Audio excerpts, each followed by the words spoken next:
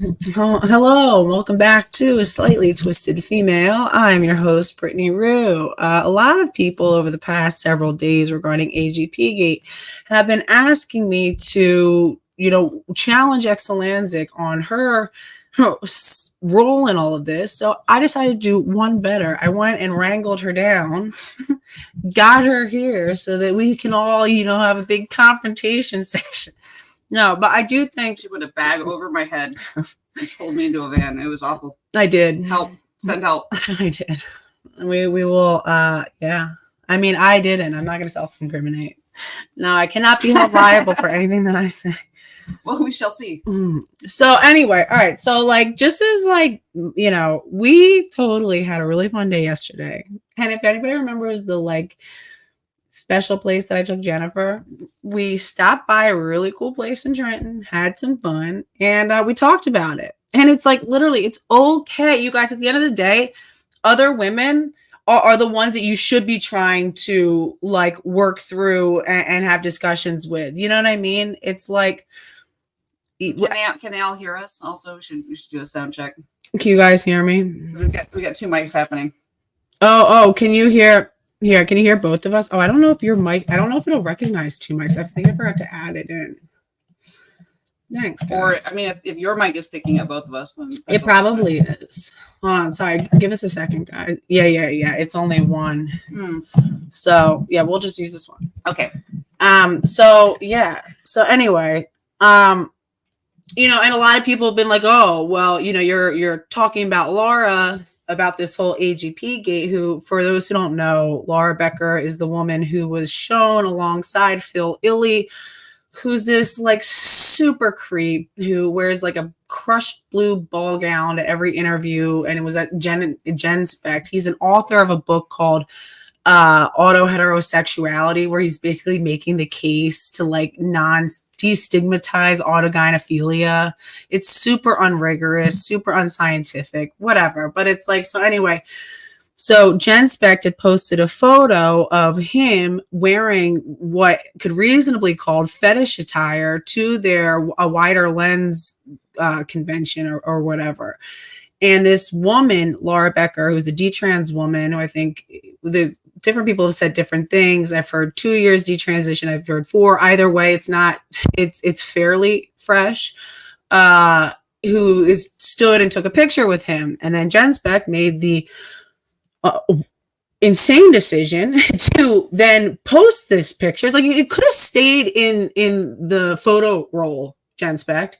But they decided to not only post the picture, tag him in, and it was spotted as if we're at the red carpet seeing celebrities. Phil Illey, author of, and then plugged his book. And so, a lot of women very reasonably were fuck this guy and fuck you for promoting him. And rather than just kind of fade into the background, which I think she could have easily done, Laura Becker decided to go on basically a tour de force to check a lot of the women who were having issues with it. So I said, Laura, I think that you should consider that your, history of critical thinking has not been stellar. So maybe consider that you have something to learn from these women and listen before you just knee-jerk react. So Exulansic here, who I've said many times on this air, that is a friend of mine, who's one of the first people that I really looked up to in this movement, so we've had a relationship going on 2 years. We've spent time together in person. And it's I am mature enough to realize that I have friends in my life that sometimes I don't agree with. Doesn't mean that I don't, they're not still my personal friend. Exulansic here is not an AGP. Exulansic, right? She's not the one who's the true threat to women and children. She's not some guy who was participating in his fetish at Gen Spect, So it's I can have a conversation with my friend and be hey, probably not the move I would have made. Where was your head on that? And that's what we're going to do. It's actually that it's all good. People have the right to be upset. So anyways. They don't. Well, no, taking away their rights. Right.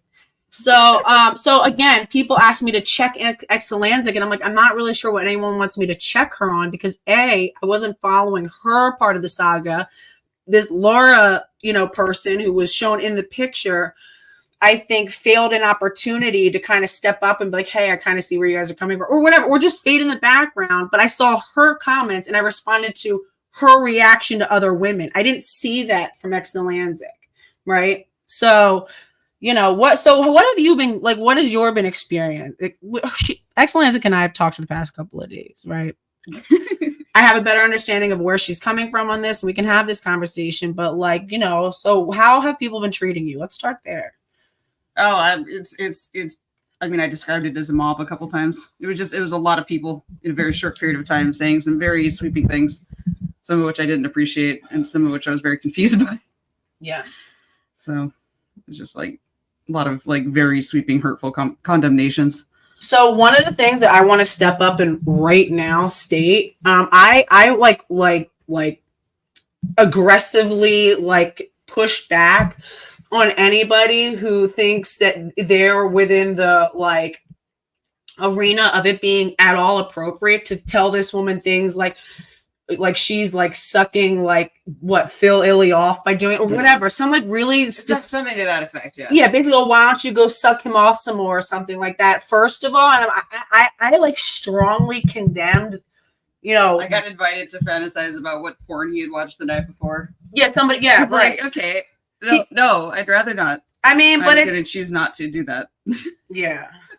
Yeah, I know, and I want to say that I've had people make like wildly, sexually degrading comments to me in the past, and I've had radfems do it to me. I've had radfems say some really fucking heinous things to me as a heterosexual mother who's given birth and who's been in heterosexual relationships, whatever. And it's like, if we're gonna make really disgusting comments at women in terms of like, male. The trauma that we all collectively have towards, men and their sexual shit, that's not okay. Okay. Like let's have some standards with it. So I did see some of the comments. She read to me some of the comments that were honestly fucking disgusting. And like, I condemn that at like the highest fucking level. Yeah. It looks like, and hi everyone. I see Genevieve is here. Genevieve Gluck is my wanting to talk about whether children have paraphilias. Genevieve Gluck, I love you.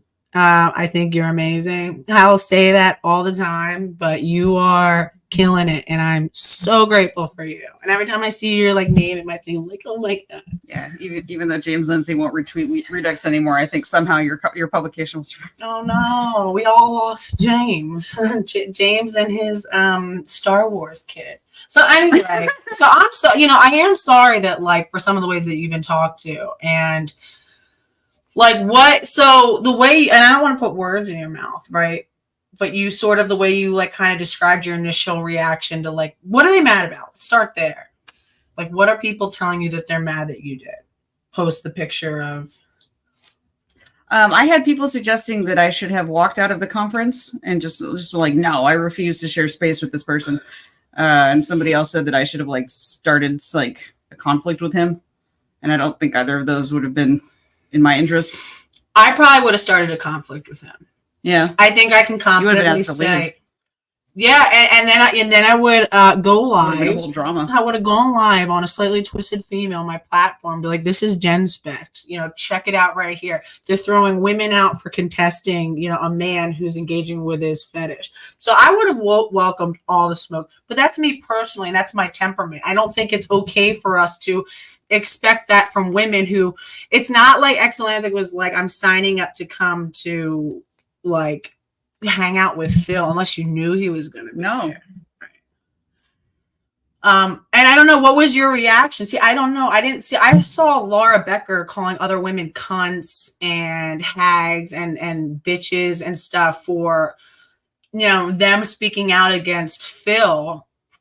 Mm-hmm. And for whatever else, she called me a cunt, which like, okay, I didn't really see any of your responses to anything. I think a lot of people said a lot of things that like there was a lot of friendly fire over the last week, and a lot of people got very hurt and either withdrew or lashed out or otherwise tried to find some way to process what felt like betrayal, abandonment, all these really strong negative emotions that were confusing in light of like what had actually gone down, how the proportionality of it. So it was I think it was stressful for everybody that went to the conference to suddenly like go from focusing on like other things, because it was a very like diverse array of speakers and topics, to having everybody enraged about this one thing and condemning us, like saying like, well, you're just no friend of women, and you know, unsubscribe. I'm not following you because you went to this event. Obviously, I went to the event for good reasons. Like, I wanted to expand my horizons. I wanted to network, and it seemed like a logical way to continue participating in this movement and to strengthen it. So, yeah, I hear you. Yeah, I don't think the issue is so much that like you went to Gen Spect, you know, and I think that anybody like, well, I don't know. You know, maybe it could be because maybe people feel like, you know, Gen Spect now has done enough to not be worthy of, you know, paying them honestly such a handsome, like, you know, price tag to go to their convention. But with the same respect, and as you've explained it to me, you see yourself as like an ethnographer, you know, you're like an anthropologist, like somebody who's trying to like understand an entire movement, you know, from the inside. Phenomenon. Right. And so I will understand why you would, you know, go. I also do understand to me, the reason why you posted the picture with Phil is exactly what you had said to me before. You were like, yeah, well, at the same time, I was also posting it to stand up. You know, Laura is your friend, right? Is it okay that I say that? Like, yeah. Well, I consider her a friend. Yeah. Well, sometimes I'm surprised to find out that there's not alignment on who's friend. Right. But I think that we're certainly acquainted. Right.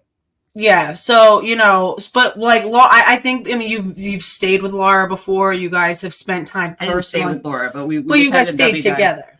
Right. Yeah. Yeah. So you got, you know what I mean? Like you've spent time socially, whatever, more than just like passing. Yeah. So the way you explained it to me, you know, and for you guys, like the way Exulansic said it to me was, that was me like standing up for my friend who I saw was being dogpiled, you know, what for whatever reason, whatever. But it was like kind of like I was like, okay, look, I was there. I have a picture with this guy too, you know, at least like come for me and not some emotionally fragile detransitioner who's probably not, you know, emotionally equipped to handle this sort of a dog pile. I mean, like, if you haven't been at the center of one of these dog piles before, it's hard to anticipate what it's going to do, what it's going to turn into. And yeah, I'm significantly, like, I think I'm 30, 40 years older than Laura, according to the TikTok commenters. I'm in my 80s now. And so, you know, I've been at the center of these dog piles before. I don't know how much, whether this is her first one. And it was just like, I don't know how this is going to keep progressing, but you know, there's an environment when you're at these events. Yeah. And it's like, you know, just trying to see like what people are saying. Yeah, we got Karen, we got Genevieve, we got Christina, Goki. Hey guys, it's so great to have you. So this was planned like before all this went down. So it's actually really funny because Exulansic had, you know, planned to swing by, you know, as part of a trip and was just, you know, coming in. I was like, yeah, of course, because it's cool because actually around this exact same time last year, we spent time together. We had like a really fun little like extended weekend with Jen Thomas. That was so much fun and like epic. So she planned to come in. And then all of this went down. And I remember you hit me up and you were like, gee, are you still like okay with meeting up because of, and that's like, I was like, no, like, of course. Like, I'm not, again, it's like, women are still my priority. And it's like, even women who like make mistakes or women who make, you know, decisions, I don't fully, posting a picture is not like a friendship ending thing, you know? And it's like, you never know in this community. You find out the friendships never even started. Yeah. It's kind of wild. So, I can vehemently disagree with somebody and like it not, you know what I mean? It's like we've got like I can hold my like line on this, but it's like, you know, at the same time, Exulansic has done a lot of important work, has put a lot of herself into it. There's not like a manual on navigating this stuff. Yeah, there's you know, the other thing is I can't explain why Jen Specht would have had his book on their website. From what I understand, it was in the resources section. I have no explanation for that. I wasn't part of that decision, obviously. But it's those of us who were just there. He gave us an idea of what the book was about that kind of blended into the others, like the speakers, not the other speakers, because he wasn't a speaker, but like it gave a certain impression of what kind of book it was that is not at all in alignment with what the book is. Yes, and that's what I was saying. It's like, you know, Exulansic, since like everyone's so like mad, Exulansic also does have a lot of insight about what went down at, you know, this event, just objective truth about what happened. And I think it's some good insight. So yeah, I would love to hear more about that. Like, how was he representing the book? And what do you think, like, how did it deviate from the reality of what's in the book? Well, his argument is his elevator pitch is that, you know, he feels like men just don't know about autogynephilia, and he claims to believe that there's a female equivalent that Genevieve has asked me to address too. But in any case, that we just need to make sure people understand that these sexual preferences exist, and he called it a sexual orientation. And once we do that, you know, that's how we can defeat gender ideology, is to like teach them that. But then you go and look at it, and it's all about I'm married to my cross-gender spirit, and also other kin and transracial and transabled and autopedophilia. It's just like a gender ideology encyclopedia. Right. And it's like, and again, it's like, when has it ever been the case that we take the actual subject and let them lead as though they are professor on studying a disease? And also, since when, you know, like, the therapy community should be gatekeeping our access to these men, because it's like, otherwise they're going to be influencing the sort of inferences that we draw. That's your job, is to gatekeep that, so that you can help guide us through understanding your own maybe closed door therapeutic sessions with him, rather than just be like, here, you make whatever inferences. You know, this guy's obviously, he's like highly charismatic. Not that I would ever fucking think so. I think he's gross, but I'm also not really into some people find him very charismatic. Yeah, I don't think that on an objective scale he's not a. So knowing that some women might be vulnerable to that level of charisma, and obviously have been in the past, it's like these therapists have a responsibility to gatekeep women's access to having like a direct influence from him. No, I absolutely think so. We shouldn't be fucking putting him on podcasts. Like, yeah, Phil, why don't you teach these people about all the kind of philia? It's like, how about we not fucking hear from Phil? How about you go analyze Phil and then show us clips of him and like walk us through what we should know? Yeah, fuck that guy. I'm sorry. There's like, just fuck that guy. Anyway, all right, I'm sorry. I'm not getting what you're feeling. Can you try to express your emotions? I'm getting a sense that you might not like him, but it's not clear. No, I'm just kidding. Yeah. I think that we should. I'm like, what else do we need to know? I have not yet. I'm like, we'll draw some diagrams. Like, yeah, right. And that's the thing. It says narcissists can be very caring, and charming, and charismatic, and that's why it's so irresponsible to platform him as if he's like a serious guest. This is why I'm really mad at that one lady who's like the one therapist who I posted, and she's like, even if she's like challenging him, it doesn't matter. You're still giving women the access to be charmed by him and misled by him. You're not doing enough gatekeeping. Everyone's laughing. I was like, no, I'm just kidding. But all right. So also, I don't know how much you want to talk about. So he says he invented arm warmers. I was literally wearing arm warmers at the conference. I have posted a picture of me wearing arm warmers very similar to what Phil was wearing. He did not invent the style. He's not the only one who's ever worn it. I coincidentally was wearing the same style at the same conference. I had a shawl over, so you couldn't see that they were arm warmers. Exactly. Genevieve said we should be platforming. Also, it's not cool enough to know you can just order those from like Muslim clothing outlets or modest clothing outlets. Yeah. You don't have to like buy leggings and cut them or whatever he Fuck said he did. this guy though. Fuck this guy. And that's what I was saying. It's like, and it also, to me, it's like, it says a lot about Jen Spect. Everyone's like, oh, what did you want Jen Spect to do? Tell him to leave? No, but the fact is that he knew he could be comfortable there. I don't think Phil Illy is, you know, like dumb enough to show up at a Let Women Speak event, you know, run by like me or like you know, Jennifer Thomas or Amy Souza or, you know what I mean, or fucking like Karen Davis. Like, I think he would know fucking better. And again, it's just everybody's acting like this is like the cardinal sin of Jen Spec. No, this is a symptom. This is the symptom of like a long legacy of very, you know, confusing conflicts of interest and conflicts of messaging. And it's like, who are you really? And I think it's obvious at this point. They're controlled opposition to WPATH. Like, I'm sorry, I'm so confident enough that I can like state that Jen Spec, of course they do. That's the whole point. They're shadowing WPATH right now in their whole. They're doing like shadow conferences where they're lining up all of their conferences in the same cities at the same month with WPATH, and they're doing like a shadow tour. And it's like, yeah, you know, we bet, you know. I'm sorry, I'm just like ranting, but like, so what else? Oh. Do you want to like there's so Exulansic also brought up another guy. What's his name? Joe. You know, there are other men that like we should be like keeping tabs on, not just Phil Illy from this organization.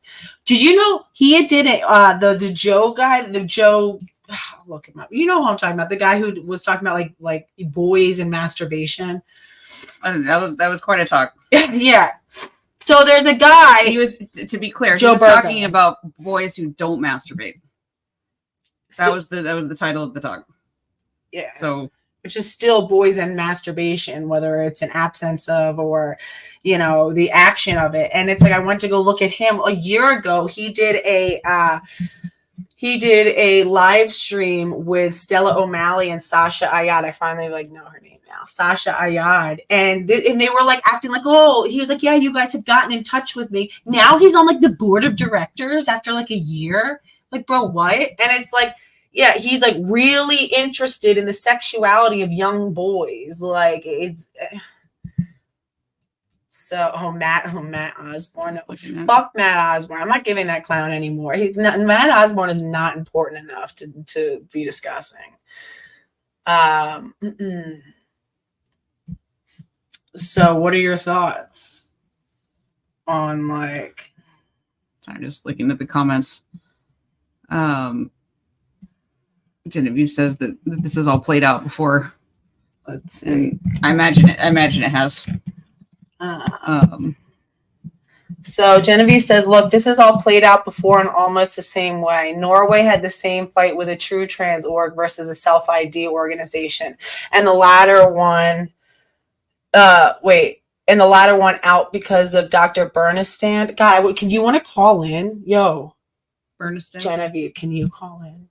I would love that. That's it. Are you able to like, can I send you the link? You want to like come in on like a call-in show almost? I also understand if you don't. But anyway, yeah, so I don't.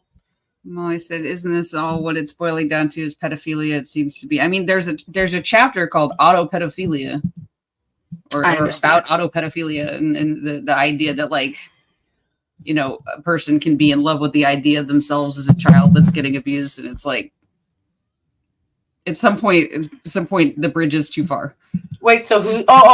Phil Illy is talking about autopedophilia. These are the topics. Let's go through here. Where can we pull up a thing? Let's go through the. Don't you have? There's also allegedly two different people. How did you get a hold of his book? Oh, it's a secret. Oh, you didn't buy it, did you? I did not buy it. She did. Everybody, she did not buy the book. She is in possession of it, but did not buy the book. Thank God. All right, let's see. Isn't Phil pro map? Yeah. So what do you know about the book? I mean, I've skimmed it. Obviously, I don't hate myself to try to actually read line by line. But you know, you look at the table of contents. And, you know, right away, it's kind of ironic because he's like, oh, auto heterosexual is the new category that has both the female kind and the male kind. But the male kind is like significantly more fleshed out. So like he doesn't even bother to pretend he cares much about the female kind. Men love to be like, what about autoandrophiles? Yeah, so they don't have penises. Like, again, is there like a world history of women, like, you know, raping men in mass that we don't know about? Like, what are you talking? The thing is, women and men are not equal. So yes, we're allowed to have unequal expectations of both. You guys have proven yourselves untrustworthy of you know, sexual sort of whatever, having your bodies just, you know, on display. No. You lost that long ago because of your actions. We don't do the same shit that you do, sir. It's not the same. Oh, I gotta let my dog. You can rant. I'm good. I will leave you with excellent. All right, I'll just read comments then. Georgina says, I'm disappointed that Phil was the focus rather than the redemption efforts of Laura Leeper, the original Welcome for Blocker Pioneer Zucker, or the horrifying film. I'm blanking on who Laura Leeper is. Maybe someone can remind me. Crypt Kicker says, I'm glad that AGP Gate has started a necessary and productive conversation about boundaries. I hope GenSpec will prioritizing safeguarding over fetishes. Glad they remain. I assume you mean removed Phil's book. Yeah, I don't know if I share the same idea that a conference has an obligation to safeguard some adult attendees from other adult attendees.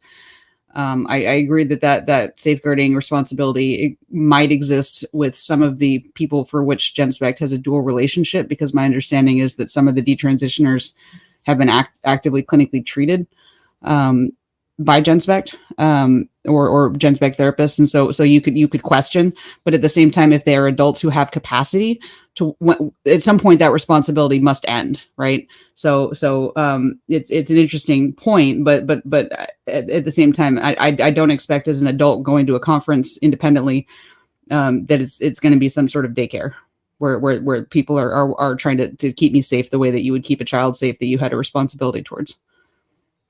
Like, they have to be able to expect that the adult attendees will by and large behave appropriately, and remove people who are not capable of behaving appropriately to some sort of, to the extent possible, a reasonable objective standard of appropriateness. I've stated on Twitter that I think that if you are planning to go to the conference to bring up the fact that you are sexually interested in wearing women's clothes while wearing women's clothes, yeah, that's arguably harassment.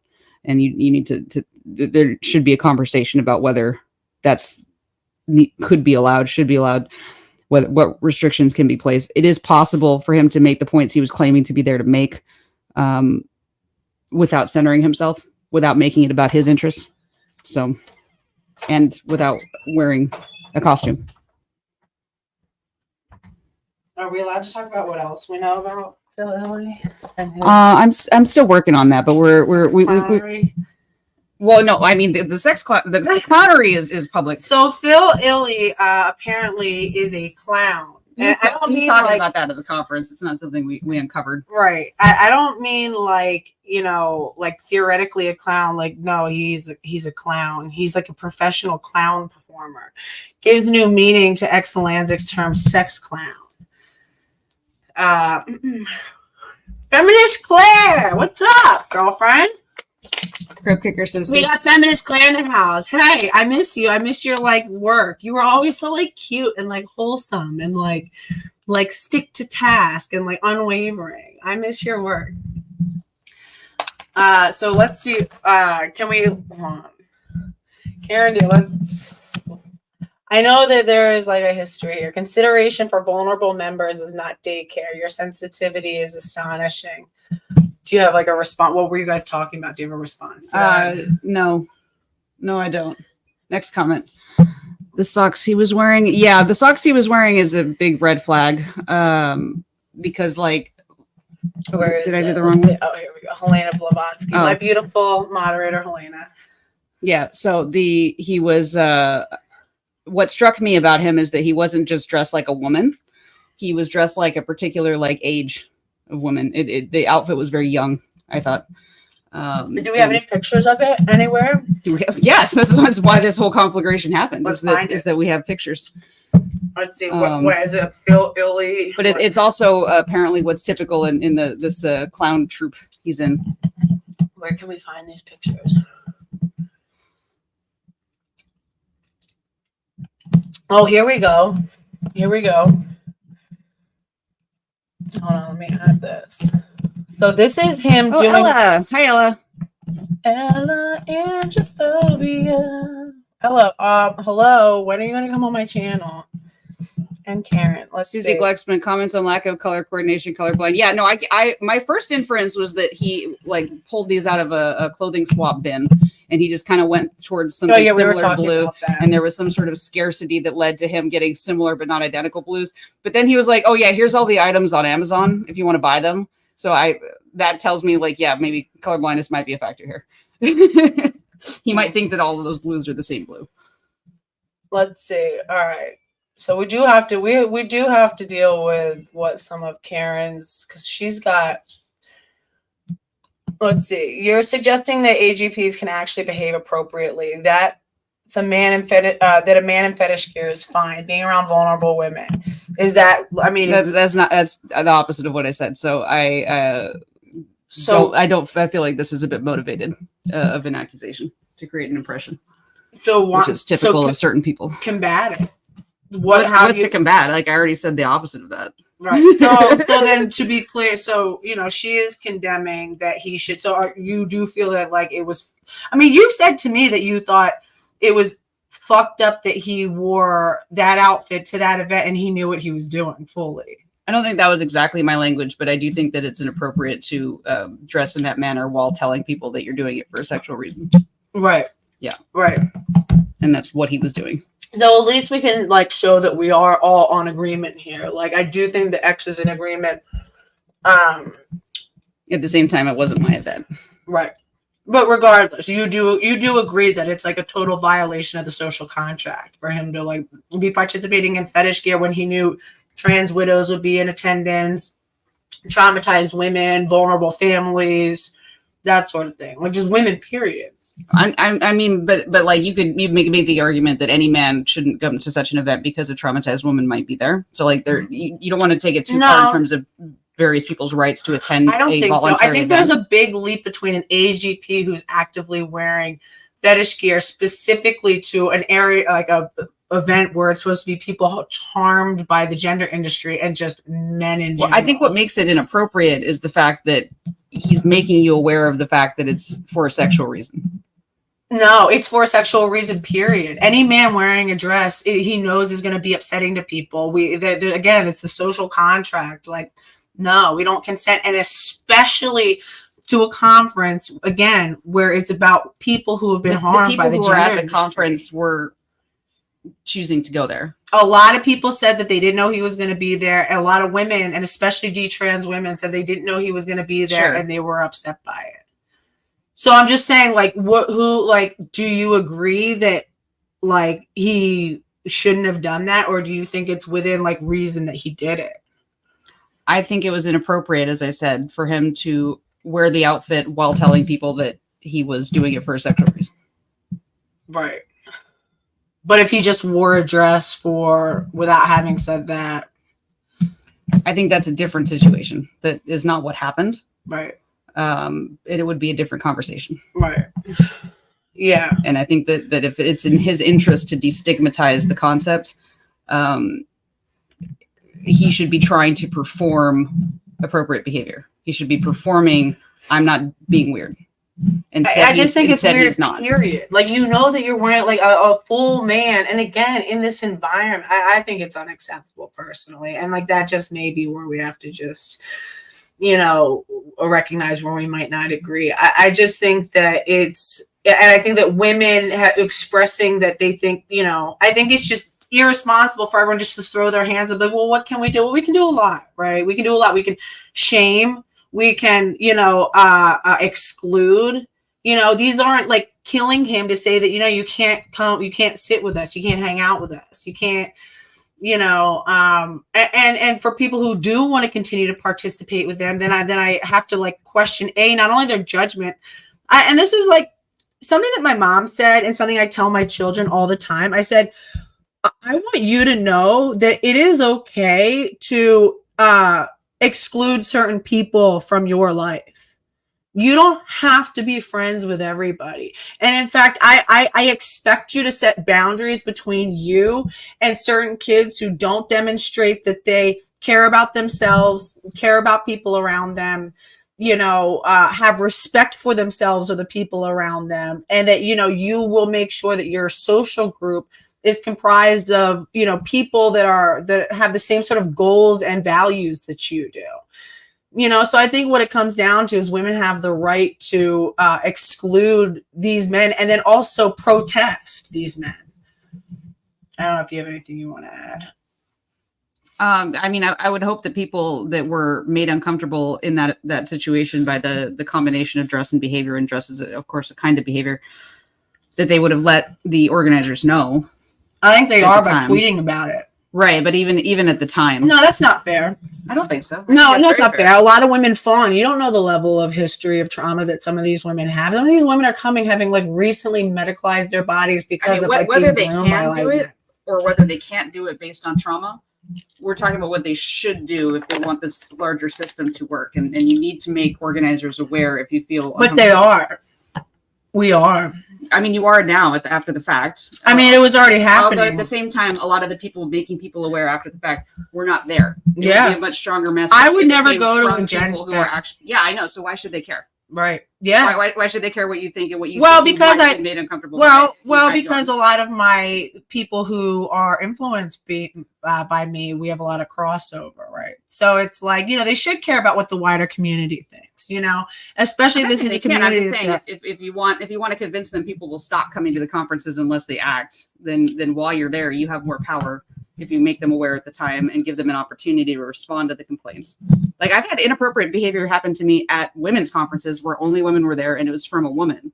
And it's hard. Yeah, but it's hard to make the organizers aware that that happened, and you don't know how to feel about it.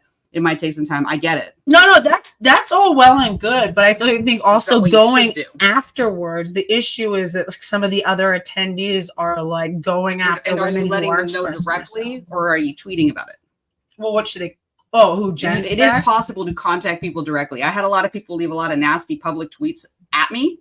But very few people were willing to actually directly reach out to me. Some people did, but a lot of people were like throwing tomatoes at their TV. And it's like, why should I care what you think if you're too afraid to actually contact me and directly? Especially if it's somebody who has, especially somebody who has, if you want to be heard. It sends a much stronger message to contact someone directly, to be respectful, and to voice your opinions logically, rather than to make sweeping statements publicly on social media, condemning them like wholesale and coming up with these wild, frankly, theories that are based on very little information. Right. Do you mean me, or do you mean it's like if you want something's whistling? Yeah, sorry, I put on some tea. If somebody in your if you want to persuade your representative, there is a difference in how many votes you represent. If you are tweeting at them, for instance, or calling their office, or sitting down and writing a letter, all of these from the perspective of somebody who's looking at what do voters actually think? What does the wider community actually think? We tell the difference. We differentiate between how many people are willing to actually contact us directly and politely versus how many people are rage tweeting. It just sends a different message. And so we don't treat these as though they were equivalent. With more respect is given to the people who are willing to come to us like adults.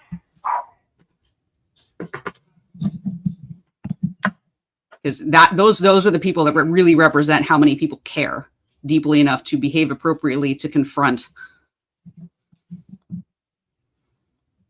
versus the people that are piling on because it's a hot button issue this week, this news cycle. So if you want to be heard, I'm giving feedback that I think would be helpful, not just in this situation, but in future situations.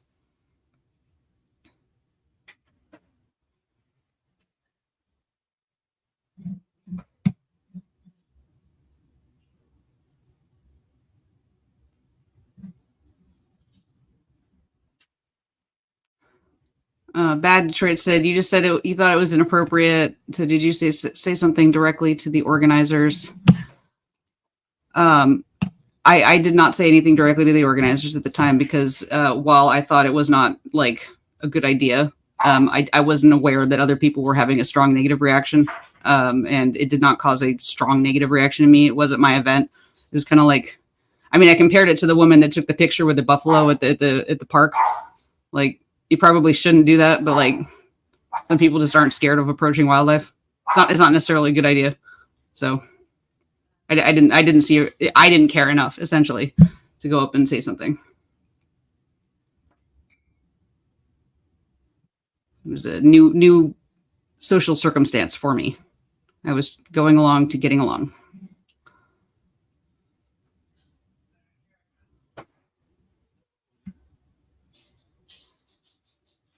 Yeah. Do you want some tea? I have like some ginger lemon tea. Sure. Sorry, it might be a little bit hot. And I was talking to the woman that reported afterwards that she'd had a trauma response to him, who told Posey Parker that. I was talking to her all weekend, and while how she was behaving is certainly consistent in retrospect. Facts. And I trust that she had that response. Get down. Come on, Matt. She did not make me aware of it at the time, or I may have reacted differently.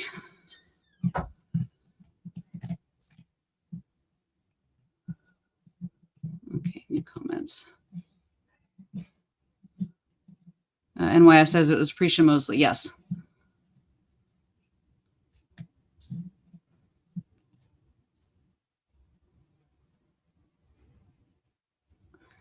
Tukiti says AGP Gate has benefited Phil. He's in so many channels now being promoted. It absolutely has. Excuse me, but I think that there's an opportunity here because there's a lot of information out there about Phil that I'm working on collating. So maybe we can end up with like a universal basic image about what these types might be like. I'm sorry. So I want to respond. Where did it go? So P basically said, okay, so gender critical. I don't know where I went. Okay, here we go.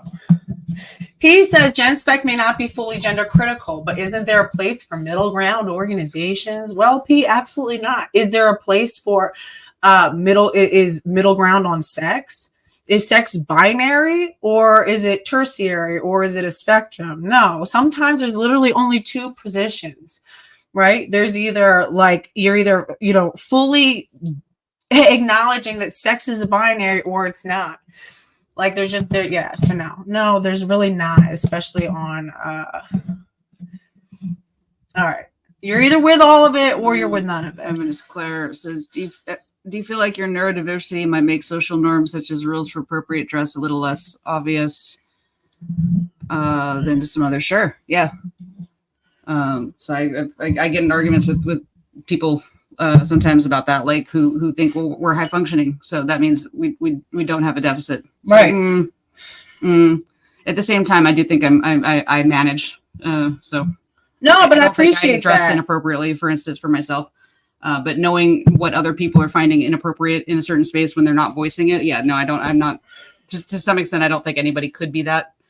I looked around and judged what it seemed like other people were fine with. I mean, but I think in this case, right, it's like this is a topic that you literally like deal with, right? So I think that like you would be sensitive to a guy in a dress, like regardless. What do you mean? Like, it's not like this is like sometimes it's like, sort of outside of the realm of things that you think about every day. Maybe a guy shows up dressed in some other sort of garb that people find offensive for, some other reason. But I feel like in terms of like an AGP, like a man wearing a dress, like I think that that's something that you would just be sensitive to regardless. Right.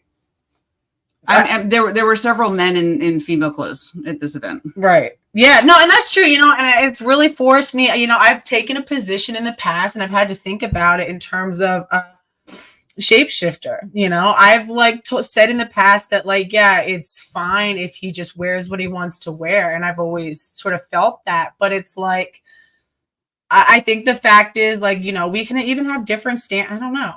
then somebody's like, no, you have to be against all of it. And like, honestly, I prioritize women first. So if that's the truth, then yeah, sure. Like I'm like less concerned about men getting to like wear whatever outfit they want to wear than, you know, what is going to protect women and, you know, like society at large. So I don't know. Let's see.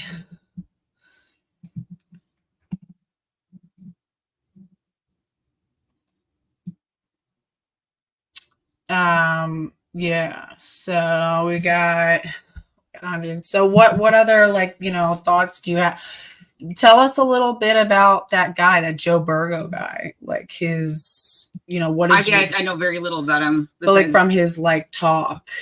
I just want to see, like, I was informed that there's some controversy about where his, like the details that he includes when he talks about these subjects. Right. It's been suggested to me that he got those through private sessions, and the people that whose details he's using don't like the fact that he's using them. Oh, however, really? I didn't hear any that crossed the line. Like I didn't listen to it and think, oh, I can tell who that person is. So right. I don't know that he's crossed. I'm not asserting that he's crossed any sort of lines there, but right. but somebody claims that they're not happy about it. So right. And then like it was a little. It's just not. It's why, like, it's not my area of interest for sure. Like, why the subject of that talk. So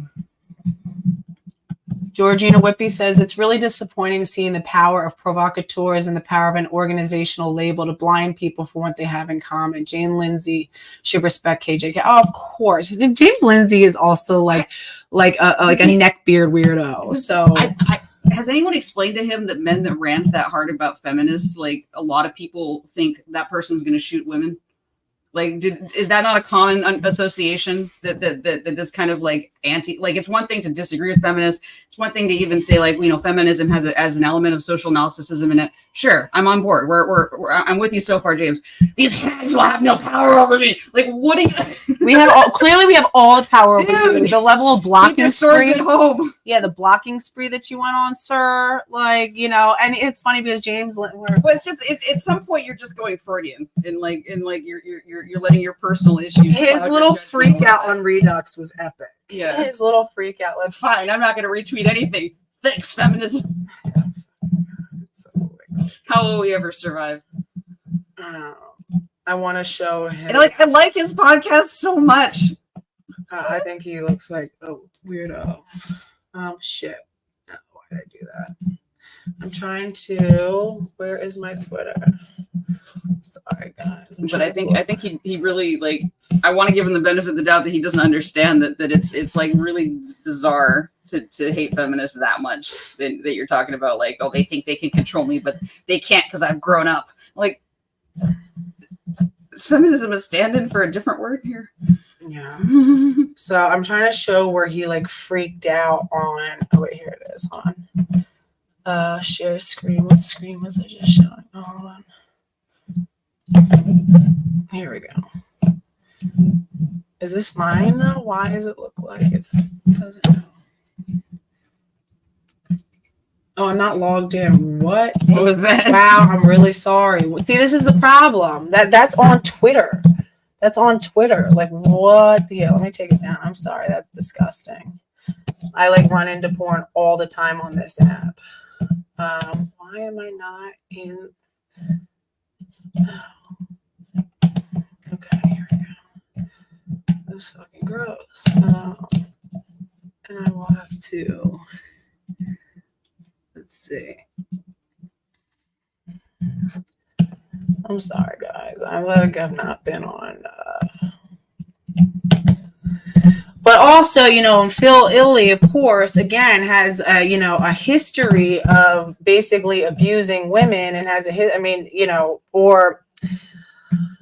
I'll say has alleged to have a history of being abusive towards women. And there are some very shocking, let's see, shocking revelations that will probably be making the airwaves soon. Let's see. What the fuck is this? All right. If you don't already, obviously follow me on Twitter at ASTFXX. Let's get to, there's my cat. Zeke. He's a very noble animal. It's a good cat. There's some horrifying, whatever this is, on Temu. It is Monkey Reborn Baby. Probably the most terrifying, disgusting thing I've seen in a while. Heard that these dolls are often... AGP. Well, they say that these dolls are often used for, child sexual abuse, sort of acting out. Oh, not the monkey doll. Oh, my God. Oh, my God. Oh, here we go. We have Artemis Langford, who's been accused of watching Kappa Kappa Gamma sisters undress once while erect. Christina Goki has done a lot of good support work for the women of this Kappa Kappa Gamma. She's gone with Rocky Mountain Women's Network and has gone to the school where this is going on, and they've been like painting rocks and stuff in solidarity with the women. Definitely check her out and what they've been doing. I love it. It's really cute. If you're in the area, get in touch with her. Like I said, it's the Rocky Mountain Women's Network. Two members of a sorority at University of Wyoming have been expelled in their apparent retaliation for opposing this guy. Gross. But all right, let's say the thing that we really want. Oh, guess who? Whoever can guess this accurately in the comments, if you happen to be watching this far, I will reward you in some way. Let's see. Where is... Hold on. Remember, sometimes the best reward is a lack of punishment. That's true. There you go. Richie, I really still want to have you on my channel. Let's make that happen. Gina, I want to have you on my channel. Gina, where you at, girl? Come on my channel with me. I don't know how to pronounce your last name. Hoke? Yeah, I think it's Hoke. Hoke, yeah.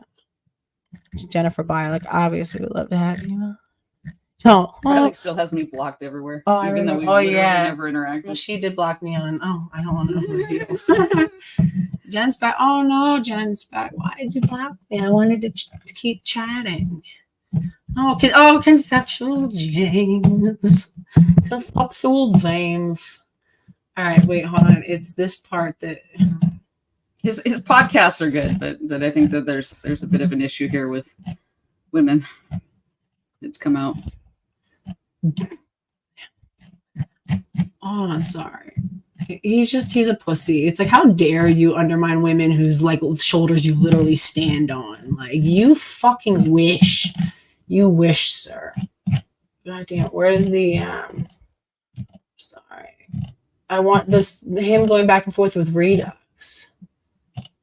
I don't know where it is. But yeah, so I mean, so like, what can you share about like other info? I mean, I'm still working on it. Besides the clownery,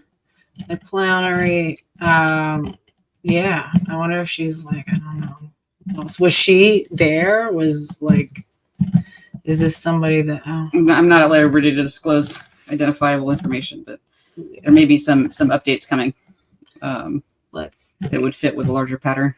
And be exactly what you'd expect from somebody who wrote the book that he wrote. Okay, I don't know where it is. Oh yeah, here we go. I would just like to know, like, who specifically looked at the book before putting it on the resources page. Right. Like, there's a lot of problems with this, guys. Because there's with this guy questions here. So yeah. So Anna Slats. He was going after Anna Slats. The book as being not what it is. So it's possible somebody just didn't like do due diligence, which is not appropriate. Obviously, you should do due diligence if you're going to be recommending. Genspec knows what they're doing. This is what they do. They like. I mean, you're welcome to. It's a big organization. That's another big part of the problem with Genspec. It's like, okay, they're so big where you don't know who's actually who and who's what. It's like this one guy who they interviewed last year, the guy who you said was a weirdo. Which guy? The Dr. Joe Burgo had like some inappropriate. I thought the talk was odd. Like it's not my area. I didn't insult him directly. Right. But it was very yeah. I was like but it's like that's why I went to the conference is to see a lot of different perspectives. That was definitely one of the perspectives. I personally would like to be clear, I don't support this organization. I think they have way enough of a shade. There are so many women and good people that they can platform, that they don't need to continuously give platforms to, these clearly degenerative guys. And it's like, again, it's like, I think it says a lot about the people that you attract. It says a lot about an organization, and I just think that people should be very wary. And again, and that's not to say that there are not good people who have done work with GenSpec. I think parents of teens or parents with an inconvenient truth about trans, as far as I can see, they do good work. So, it's just like concerning that, some of the other people that they attract. Let's see.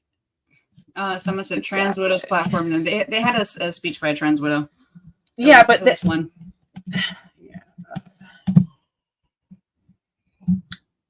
It's like, what are they doing though? Like, why exactly are we giving them money? It just seems like they're just building like a media. No, I'm not, but people from my community are who I'm talking to. It's like, why are we giving money to this organization that it's not clear on what exactly they do? It's not clear exactly on who they are. They associate with some people who are diametrically opposed to, gatekeeping and sort of like, honestly, what we should be standing on. And it's like, I don't know, you at a certain point, you've got to make a decision about where you stand, and you've got to be able to say that there is no middle ground on certain issues. Someone said, which trans widow spoke? I think her name was Shannon Thrace, unless I'm combining multiple names. I'm pretty sure Thrace was the last name. You can look up their speaker list. So Flowbra says, I didn't know Pitt was part of GenSpec. I don't even know if they're part of GenSpec. It's like they released a book under GenSpec somehow, like whatever that means. Like GenSpec published this book for them. And it's like, that's the problem. It's like they do business with so many different people. And it's like GenSpec is nobody and everybody at the same time. Shannon defends Phil. Who's Shannon? Oh, of course. I absolutely believe GenSpec and WPATH are associated. I'm sure that there's people who are affiliated with both. I think that it's like a Venn diagram. There's a lot of overlap. And I think that that's, there's clearly so many like shared interests for both of them. And I do think that, again, if you can find overlap, like, and it shouldn't be too hard. Like WPATH publishes their member list. So it includes a lot of doxable information. I think that they're, like I think you had Tandy IE. Genevieve, I'm like at your, disposal. Like I will, start looking more into this. But it's like these are answerable questions, and so until you actually have the Venn diagram, I don't know if it's a good idea to speculate. It's okay to ask questions, and that's how we start. We start with the question, then we can form a hypothesis, then we can go and test it. And I'm asking the questions, and I think it's like pretty fair to say at this point there are some behaviors that very much appear to be controlled opposition to gender to WPATH, and it's like it's a hypothesis that's absolutely worth investigating. Either way, in the interim, I don't plan to support them. I don't plan to co-sign them. I don't plan to send money to them, and I think the community has to make a decision about what they want to do. But I would just be, very wary and listen to women who are raising an alarm, and just at least hear them out, hear what they have to say. Amended Trainee says, is GenSpec a nonprofit? According to their website, they are a nonprofit. You can be a nonprofit and like anything else. Like corporations can be nonprofits too. Like they can have a nonprofit, like. Yeah, nonprofits frequently will have for-profit arms to fund the nonprofits activities. Right. So I looked into becoming a combination nonprofit for-profit clinic at one point. So it's interesting area of law where you would use the for-profit clinic to fund the reduced or free cost services for the nonprofit arm of it. So you're not forbidden from making a profit as a nonprofit. Feminist Claire, my email address here, I'll put it, is a slightly twisted female at gmail.com. We can do a Zoom conference, a private, anything. I am at your full disposal, my dear. Please tell me anything. I would love to talk to you, and I miss hearing from you. I know, like, you and I weren't like, like friends per se, or like didn't like chat really, but we did talk a few times. And I remember when you like hit 1,000 subscribers, I like retweeted you. And I was always proud of your work. I was proud of you prioritizing safeguarding of children. You just remind me of like the other women in the PTO that I'm a part of who are there because they just genuinely care about kids, and they're, there to always keep like an eye on what's going on. So I appreciate that. And yeah, absolutely. I would love to talk to you. Let's see. So, whoops, James. So Anna says, so anybody who doesn't know, you probably have seen her before, Pagliacci. I assume Pagliacci.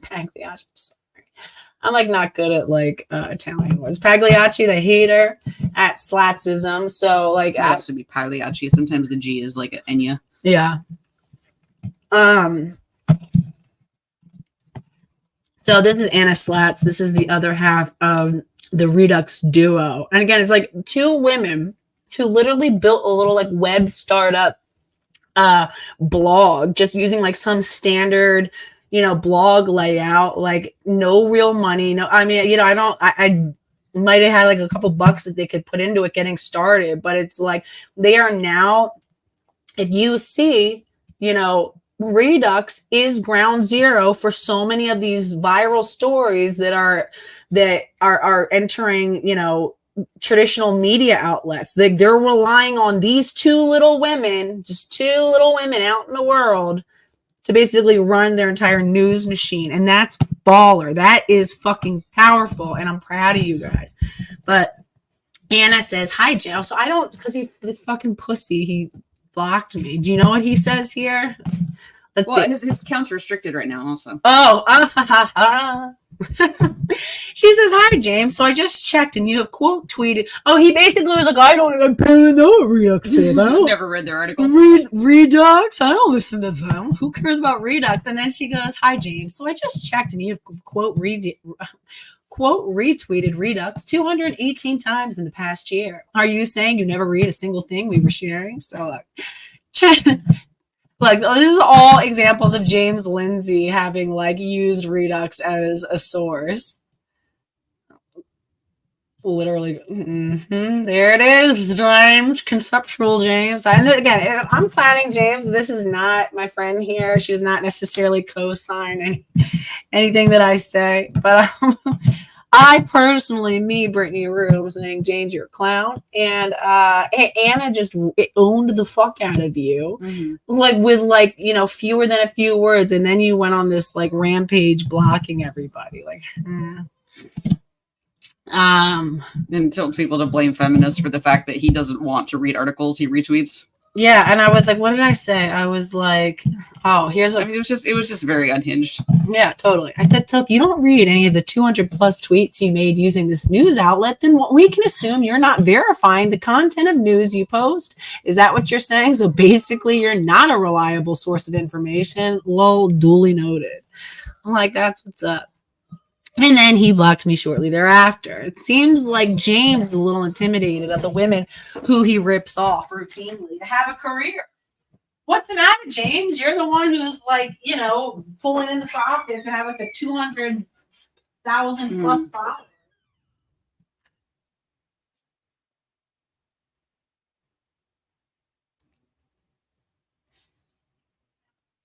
Okay. Lena wants to know, do I have a new YouTube channel yet? I have like a phone channel, but I've only put a couple things on it. When I get back from this trip, I do plan to set something up that will be more of a main situation, but that came at an inconvenient time. I had a lot of other projects and commitments planned, including going out of town for an extended period. So I just haven't had the time. And so it's hard. It's hard to lose your channel. And so I kind of needed a break from trying to get back on the horse, but the horse is over there. I can see the horse from here.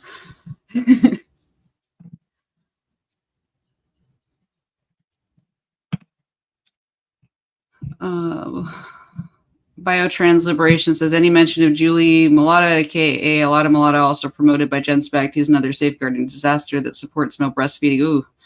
And child HRT and uses women's spaces. I saw that he was kind of like playing the victim, like, oh, Jen Specht didn't defend me from the people saying I had bad hands.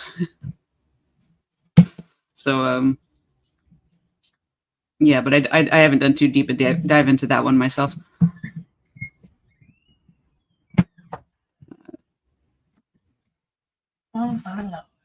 GDC said, why did they pay him to be there? I'm assuming you're talking about James Lindsay.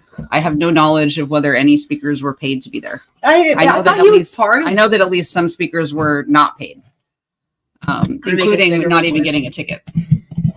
Yeah, so like we don't even know who do they charge or not charge. Apparently, like I guess what's her name? Like Laura Becker had to like she spoke, right? So like the speakers had to like Laura didn't speak. She had a booth. She had a table with her merchandise. Prisha spoke, and I also did not speak. So people, I guess, had to apply to speak. Yeah. Did you apply? No, I didn't decide to go until after they'd already released the speakers list. Right. And then let's see. Feminist Claire wants to know where you can see my channel. So I have a URL, exulansic.com, and that points to Odyssey. And then I also post content to Substack and Rumble.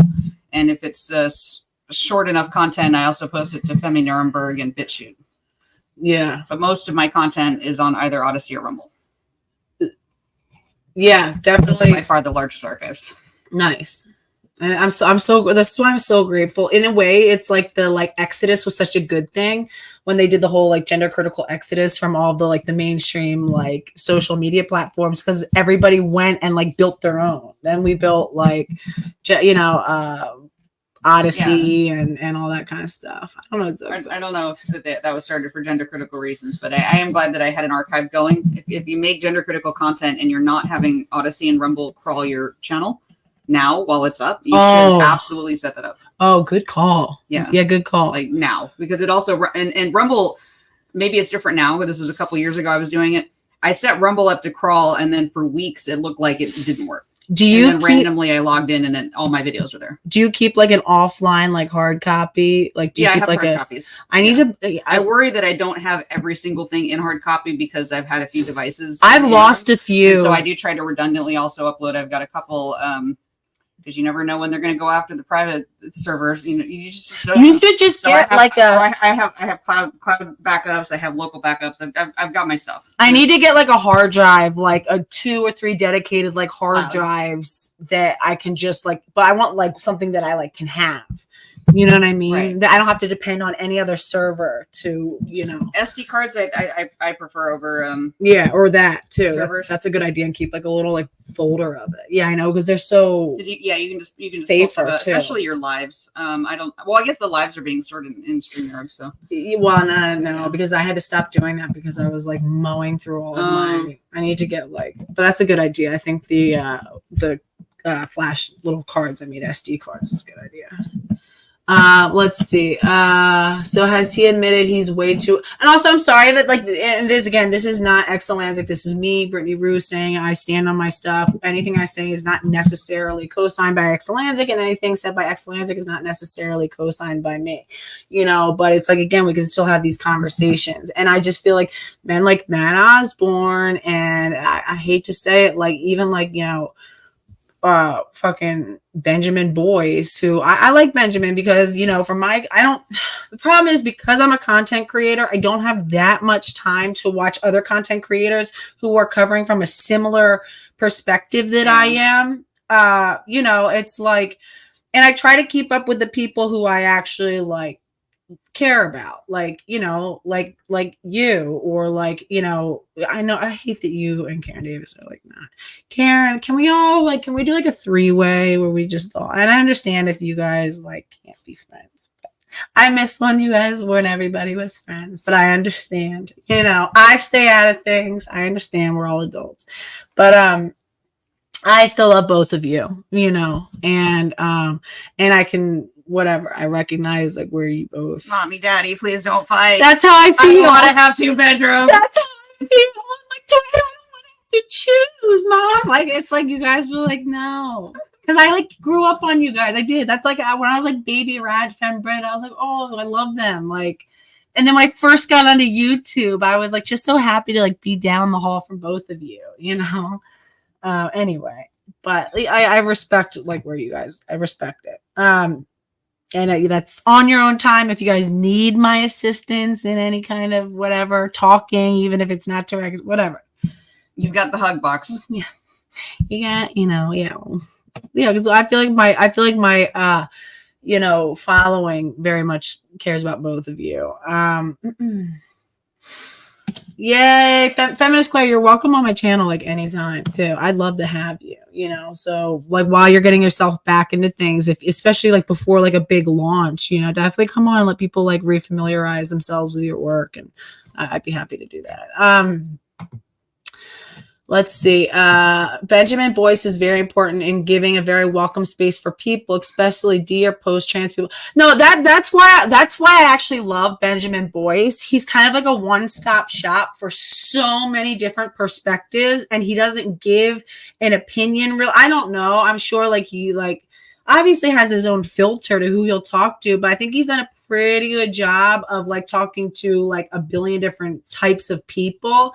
And I think he treats everybody in like with a very similar flat affect, like a very non-judgmental affect, just asks questions and doesn't impose too much of himself. I mean, I don't, again, and I hope that what I'm saying makes sense, because that was just my experience with like talking to him on his channel. I haven't watched a ton of his work. I've watched some of it, and it just seems like he really lets other people speak for the most part. Is that you've been on there twice? I've been on there 4 times. 4 times. Okay. So like, what's your experience been like? Maybe by the 4th time you guys are having more of like a role, like a back and forth at that. Oh, technically 5, because our first interview, we had to redo.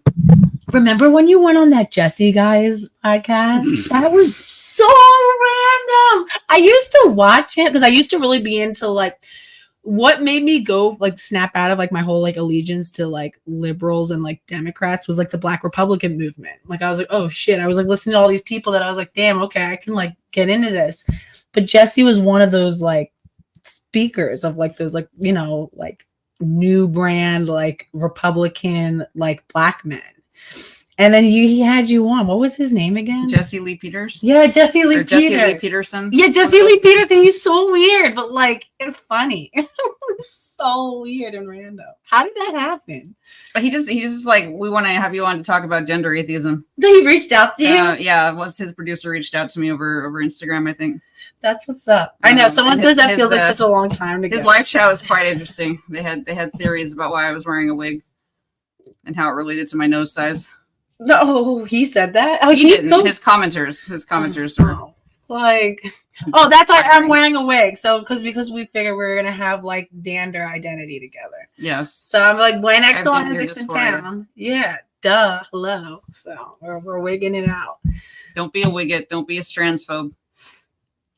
Wait, didn't he ask you if you think women should vote? Yeah, no, he's one of these like crackpot. Yeah, he doesn't think women should vote. Yeah, you gotta take. He's like one of these crackpot like old guys, and it's like I get it. Like he's like influencing people for some like really stupid ideas, but like you gotta kind of take him with a grain of salt. Like, oh, grandpa, like grandpa's being crazy again. Like, go take a fucking nap, sir. But yeah. No, but he's actually good in a lot of ways. He's actually like has some base takes. But then everyone gets their 15 minutes of being based. Karen, can we do this now? Can you call in? Can we do this now? Can I like have you guys hash it out? And I'll moderate, please. And Ella, come over. Oh my God, Ella! I know you live in Canada. I wish you. I didn't know you live in Canada. I wish Ella and Phobia. My dream. I thought you were gonna have a convention. I thought you were gonna have like a rad femme mom convention. I know. and I was going to get to come too for some reason. Of course. No, it's not just for moms. It's just like, I want it to be just for moms. I was going to do it in the vibe. Please invite me to the MILF convention. Okay, my like unpopular take is that all women are moms because we're all born with our eggs, and it's what I'm not. Whether we choose to like, fertilize those eggs. It's like those snail eggs where they have to crush the snail eggs because the snails are hermaphrodites.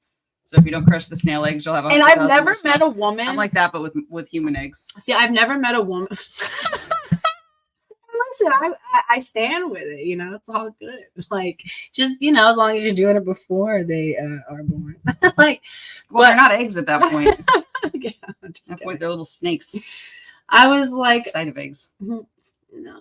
What, you mean snails? No, snakes. The humans become snakes, and then they eat all your food. And I think I got lost. Apparently, there's a Bulgarian expression that's like they'll eat your teeth to talk about children eating too much food. Oh, so MILF, because someone said it's a MILF convention. Yeah, basically. No, I'm just kidding. Yeah. No. If you have a MILF convention, I want to come, even though I don't fit that description. No, because what some of the most healing conventions I've ever been to in my life? MILF conventions? No, like midwifery conventions. Like there was like, oh my God, midwifery today. Oh God, I'll never forget being in a room with those women. Oh God, somebody just brought up this like midwife, like birth author. She like wrote, what's it called? Why am I forgetting? I'm like having a total brain freeze on her name. It's crazy because I've actually done workshops with her like multiple times. And like at one point, like was on like, almost like a friendly basis with her. I said she was my friend. Maybe that's just like me being like in my own heart. But like she did know my name at one point. What's her name? The woman who does Immaculate Deception. I'm crazy. You know what I'm talking about? No. No idea. Suzanne Arms. Someone brought up Suzanne Arms. Anyway, sorry. I'm just like going off into my own head. But I've been to this like sacred medicine woman retreat that was like, arranged by birth workers for birth workers. It was like a group of women, and it was like how we can like more holistically like serve our clients during like birth. And we went to Peru. Oh, we bathed in a hot springs, like nude, just like us as women. And we had like rose petals. And then we did like an ayahuasca ceremony with like a shaman. We did like all these like talking about like just a lot of different like Reiki and whatever different women had to share. Oh, it was up in the mountains of Peru. Oh, it was beautiful. Anyway, that's like if I ever, and like, let me be clear, if I ever do have a Mother is Female convention, and that's not off the table, I actually have a space out here in Pennsylvania that we could very much rent that is like out in nature. All women, of course, just like a healing. And I want to make it where there's like a space where women can even bring their children. Like we can have like, a living space with just women who just want to be around other adults. And then maybe a living space where there's like, women can come and like bring their children and be like collective for a little bit. Like women shouldn't be excluded just because, they're a mama toto, that they're a part of, a mother baby like ecosystem. And rather than like forcing those women to like sever that, like create space. That's how it always was with the midwifery spaces. It's like creating spaces. Can we just? So Crypt Figure says, my grandma said you're pregnant. The baby will take minerals out of your teeth. They lost the teeth after having a kid. Yeah, that's something I've been talking about in my that does happen, and that's something that women, again. Well, how about we take your hair and your teeth, and you don't get your gender identity, and let's to compensate for that. Let's put our effort into that. Helping women restore and be their minerals and their health during pregnancy. Like, can we go back rather than have OBGYNs seeing AGPs and their inverted penis situation? It's like, you're right, there's so many like needs that specific like mothers and women go through, and let's recenter that, for fuck's sake. I like seeing it live, if that's okay, so that we can see like what people are responding to while we're talking. They have yurts at French Creeks. Connie, are you down? Connie, I'm looking at you right now. Connie Hahn, will you plan this with me? Can we do this like a Pennsylvania thing? And Connie, I'm putting you on the spot, so now you have to say yes, or everybody else is gonna let. No, I'm just kidding. But seriously, I would love to do that, Connie. Let's talk. Ella says, I'm assuming you mean after pregnancy, Ella, that your autoimmunity is so much worse. I had a good friend who her lupus went from being mild to life-threatening after her first and only pregnancy. Yeah. Well, and the reason of that too is because our bodies have to adjust our immune system so that we don't attack the fetus, the newly developing, fetus. And like, yeah, I think that it all creates like a cascade of effects that, women can't. And again, the fetal cells go into your body as the mother. Yes, Connie said yes. Yes, Connie, I'm so excited. Can we please? Like, Connie's from PA. She's the one. For the record, Connie Hahn is the reason why I do boots on the ground work, period. And then Jennifer Thomas is the one who taught me the game. And Exulansic is the one, honestly, you being on YouTube is why I was like, I want to join this community. Like you're so brilliant. And like hearing you in your flow is such a valuable resource to this community. It really is. And you have so much to offer. And it's like, guys, like we can challenge women and correct women, not like correct them, but really challenge them. Right. Because again, we can't correct each other because we have to decide what we wish to alter or not based on whether or not we agree with the criticisms, whatever. But it's like, let's not, you've done a lot of great work for women. Same thing with Helen. Everybody's like, oh, what are you trying to say that Helen, what's her name? Sorry, I know everyone's getting so mad. Like, Helen. It's like Helen. They're like, it's Helen. And I okay, I get it. She's been on a lot of news channels, and Sex Matters is a great thing. Helen Joyce? Yeah. Oh, that Helen. And Helen has done good work. Okay. But I'm still pointing out something I wasn't even to go at Helen specifically. I was just trying to find an example of where Jen Specht had basically told women to shut up. And that was the first thing that popped up. No, I wasn't even looking for anything. I said, let me just go look at some Jen Specht and see, if there's anything that, maybe I'm wrong. It was the first thing that came up. But whatever. Wait, are you in a rush? We have you on. You have 5 minutes. She still decided to tell women to fuck off. Right. But it doesn't mean that I'm let's all burn her entire body of work. If her entire body of work has been otherwise solid, then okay, we called her out and we move on. It's over. If she's that solid, then there'll probably be never a reason to, whatever again. Anyway, don't kill the point on that. I think it needs to be. It's all right. Sorry. It's okay. Do you want That's fine. I'm a fidgeter too. Yeah. So I don't know. Let's see. Helen Joyce is amazing. Please, the whole segment, the clip is taken from. Okay, I did watch. Oh, okay. Let's do that, Georgina Whitby. Okay, and with all due respect. Okay, I don't really remember your past comment history, so I'm not gonna whatever. But it says Helen Joyce is amazing. Please watch the whole segment that clip is taken from. Taken in context, she was literally telling women, silencing other women. No, that's sorry, Georgina. No. And unfortunately, I think it's a symptom of just cognitive dissonance that you're not able to accurately hear the fact that somebody that you've filed away as a turf hero said something that she actually said. But let's go look at the whole clip. You're right. We can go put on subtitles. Let's clear this up right now. Helen Joyce and again, this is not, Sierra does not necessarily co-sign anything that I'm saying, but this is all related because this is all related to you want to hold me responsible to my reaction to the whole Jen Specht debacle, then let's do that. Let's see if I was wrong. Maybe I was. Let's find out. Let's see. Was this it? There was a actual, what is it? The wider. But Do you have anything else that you want to say, like just to commenters or like just in general, like your kind of stance on what are the main criticisms Of what? of like you saying that people were kind of like coming at you over like this whole gen spec thing and the picture with Phil? Some of the connections people were making, I thought were a little bit unwarranted and cruel. Like I got told that the fact that I have disclosed that at one point I was in a polyamorous relationship that included an AGP, that meant that I like AGPs, and that's why I'm so pro Phil. And it was just like it was a lot of layers of like, okay, there's a works cited meme with a meth pipe.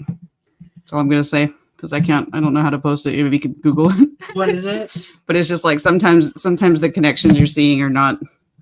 You don't need to immediately voice. Well, it's exactly the chain of inferences that you made from like a minimal data point, right? Without like taking a moment to be like, is this a nice thing to say? It is okay to stop and ask yourself, does this need to be said? No, and do I actually have access to this information, or am I making an accusation using somebody's past trauma against them just because I'm aware of it? Right. Well, and I guess that could be said about me, about like what I said to Laura, right? And it's like, and I hear that, and I think the difference is, I said what I said because I think it's a relevant piece of information, right? It's relevant that you have had some, you've been taken by sort of cult thinking. It's relevant that you've been sort of got before by this community, which is like AGP adjacent, whatever, trans women or, men who gender bend or whatever, and the only reason that I personally brought that up in her situation, right, is because it was relevant to the topic at hand at that moment. It's relevant, the fact that you amputated your breasts, you might not be able to make great critical thinking, judgments. I think it feels relevant, and that's why it's being brought up. Just like this person, I felt like it was relevant. That's relevant.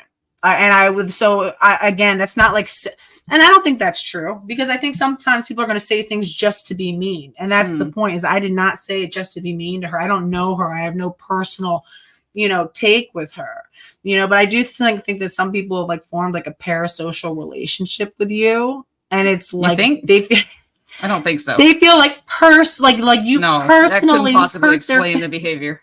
No, that's it.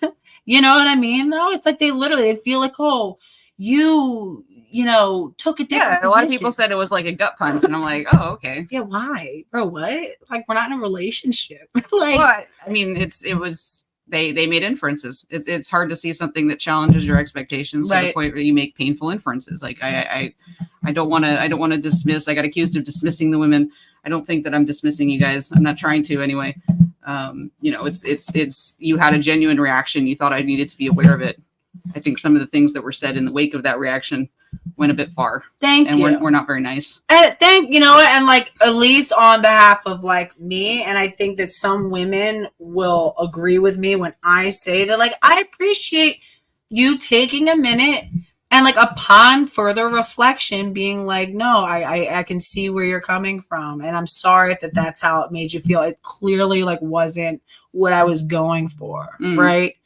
And it's like that. Okay, I think that's like, I think that is, and at the end of the day, guys, Sierra is not an organizer of GenSpect. That's definitely true. Sierra is not on board of directors of GenSpect. It's like, so our anger should be with the, organization that decided to, it's not only post the photo. It's not like, they had like a candid video that was just running a live stream and he walked in front. But no, they like curated a photo of him onto their mainstream when there were so many other people on. Why didn't they just post a picture of Sierra and Laura together? Sierra is an important part of this movement. And so, so is Laura's done a lot of work. You know what I'm saying? It's like they had to choose that guy in that moment, and they're the ones who decided to plug his book and like all this extra stuff. So, but I do appreciate. I'm trying to find this like, Helen, people like don't want to believe that it says what it does, and it's like, I get it again, but it comes down to the parasocial thing. No one is above criticism, even me, guys. If you guys, I am above the criticism. actually, Why are in you fact, laughing? I have reached yeah. That was my condition for coming on here, was that you were going to ban any criticizers. All right, no, and exactly. You've been remiss. And it's like she's sitting in the hot seat, and you know, and it's like it's all good, and it's like at the end of the day, you know, the work and the continued work will speak for itself, and you know, it's just important that we, yeah. I got here where we go, Jen. I did smoke before this, so like I'm a little bit, you know, I'm a little more airy and airheady, probably. Layla says coming to the table and talking was a big step in proving you did care. And like, so that's the other thing, is that since GenSpec, I've been traveling. Like, I haven't been like at home with my setup. I immediately got on a train the next day and went from Denver to Chicago. And then I stayed with friends. It's disorienting. And then I went to and she was planning to come to her other friend who is in the then I got another chain. Then I came here, and it's like, I don't have a YouTube. What am I supposed to do? Let's go.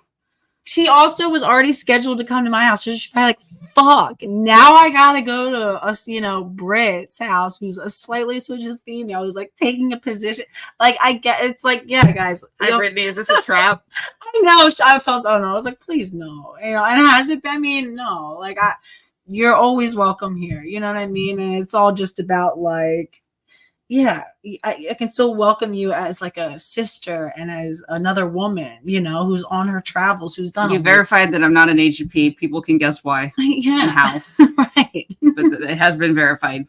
Yeah, and it's like, no, this is another woman who's done a lot for this community. And listen, people are allowed to withdraw their, you know, support, whether that means no longer watching, whether that means no longer sending money or hitting the likes. And that's okay. That's something that we all have to contend with when we do shit that whatever, you know, but it's like, you know, if we make the next right steps, it's likely going to be all good. It's just if you continue to like spiral down, which you clearly haven't. You're just a woman who's on. You stopped the conference. Which one? It's like you stopped at a conference, and I'm sure you had no like plan of this being. I'm sorry, I'm just trying to find the. I want to put on this.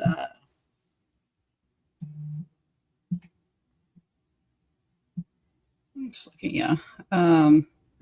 Oh, so Peep says talk Stella O'Malley blocking other. We hit that one. Our anger was focused on GenSpec. I mean, a lot of anger was focused on me. Like people bringing up who I dated in college was not about GenSpec. Yeah, that's not necessary. People suggesting that like linking it to my sexual orientation and my neurodivergence, not really about GenSpec. It was people telling me that I'm no friend to women, for instance. Can I got told, no friend to children. Let's pull it up. People unsubscribing. No, because you know we're gonna hold everybody accountable today, right? What am I supposed to think about a person that will like unsubscribe and condemn me publicly, but won't reach out to me? And especially, is it like how am I supposed to think that this person is not just like, what am I supposed to think? What would you think if you were in that situation? I need to step outside. I'll be right back. Oh yeah, of course. Yeah. Let's see. Hold on 1 second, and that'll give me like a second to look it up.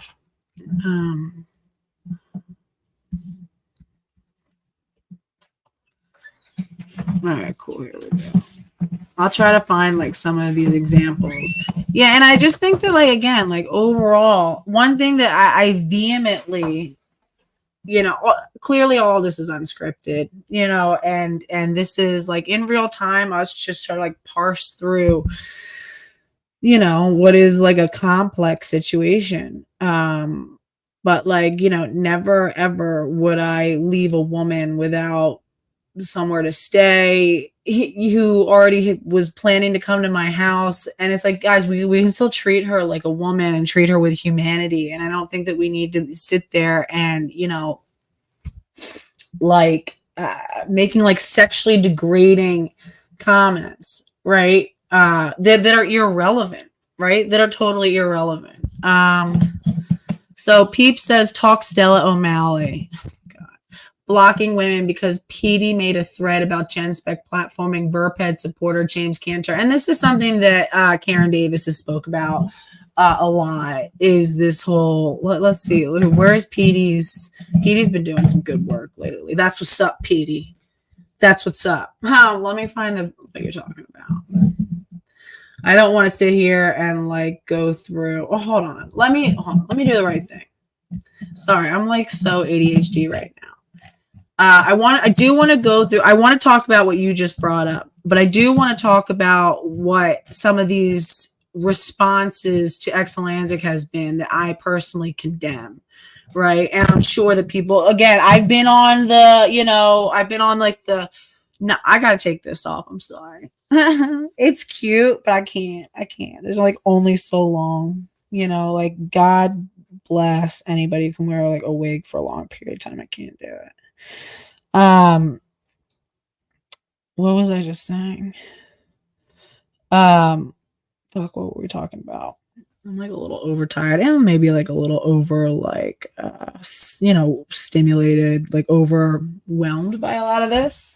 Because it's just a lot to take in, and it's like, yeah, I wasn't there, and I personally would never go to a Gen Spec thing, but I also don't like seeing, like other women getting treated like this. Again, we just have to remember, our ire should be at the men and the people who are giving these men access, right? But really, like the men first and foremost. Let's see. Okay, so let's see. So Dana says, I'm late, but I gotta say it was Exulansic's cheeky response on Twitter that it made me pull my financial support. A little humility would have gone a long way for me. Yeah, and I think that like being able to say sorry or like, wow, I fucked up. I think is like, it's a development. And again, there might be something there. I don't want to talk about her, when she's right here. So I'll let her answer that for you. Right. And I think that, but again, I'm not going to silence anybody's like valid, concerns. I think that it's legitimate that, we should have to talk about them. Right. Cantor founded Verb. Oh God, I would like love to hear from you right now. And trying to give them disability rights. Oh, VF, why don't you come on? VF, you want to come on? I'm like, I just feel like we need like a panel right now. It doesn't feel adequate that it's just, us having this conversation, because I just feel like there's a lot of women with a lot to say. We need to like, hear from everybody. Okay, so here we go. Oh, speaking of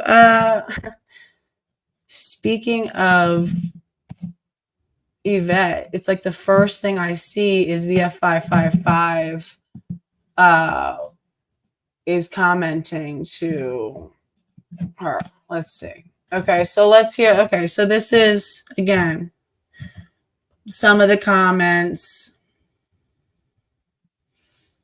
Oh, this isn't the right thing. I'm sorry, guys.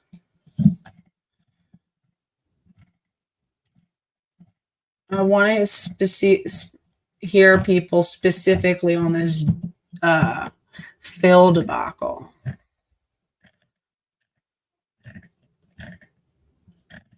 But I can also let her show us. I do think it's important that like we be fair. We don't have to go nuts with it.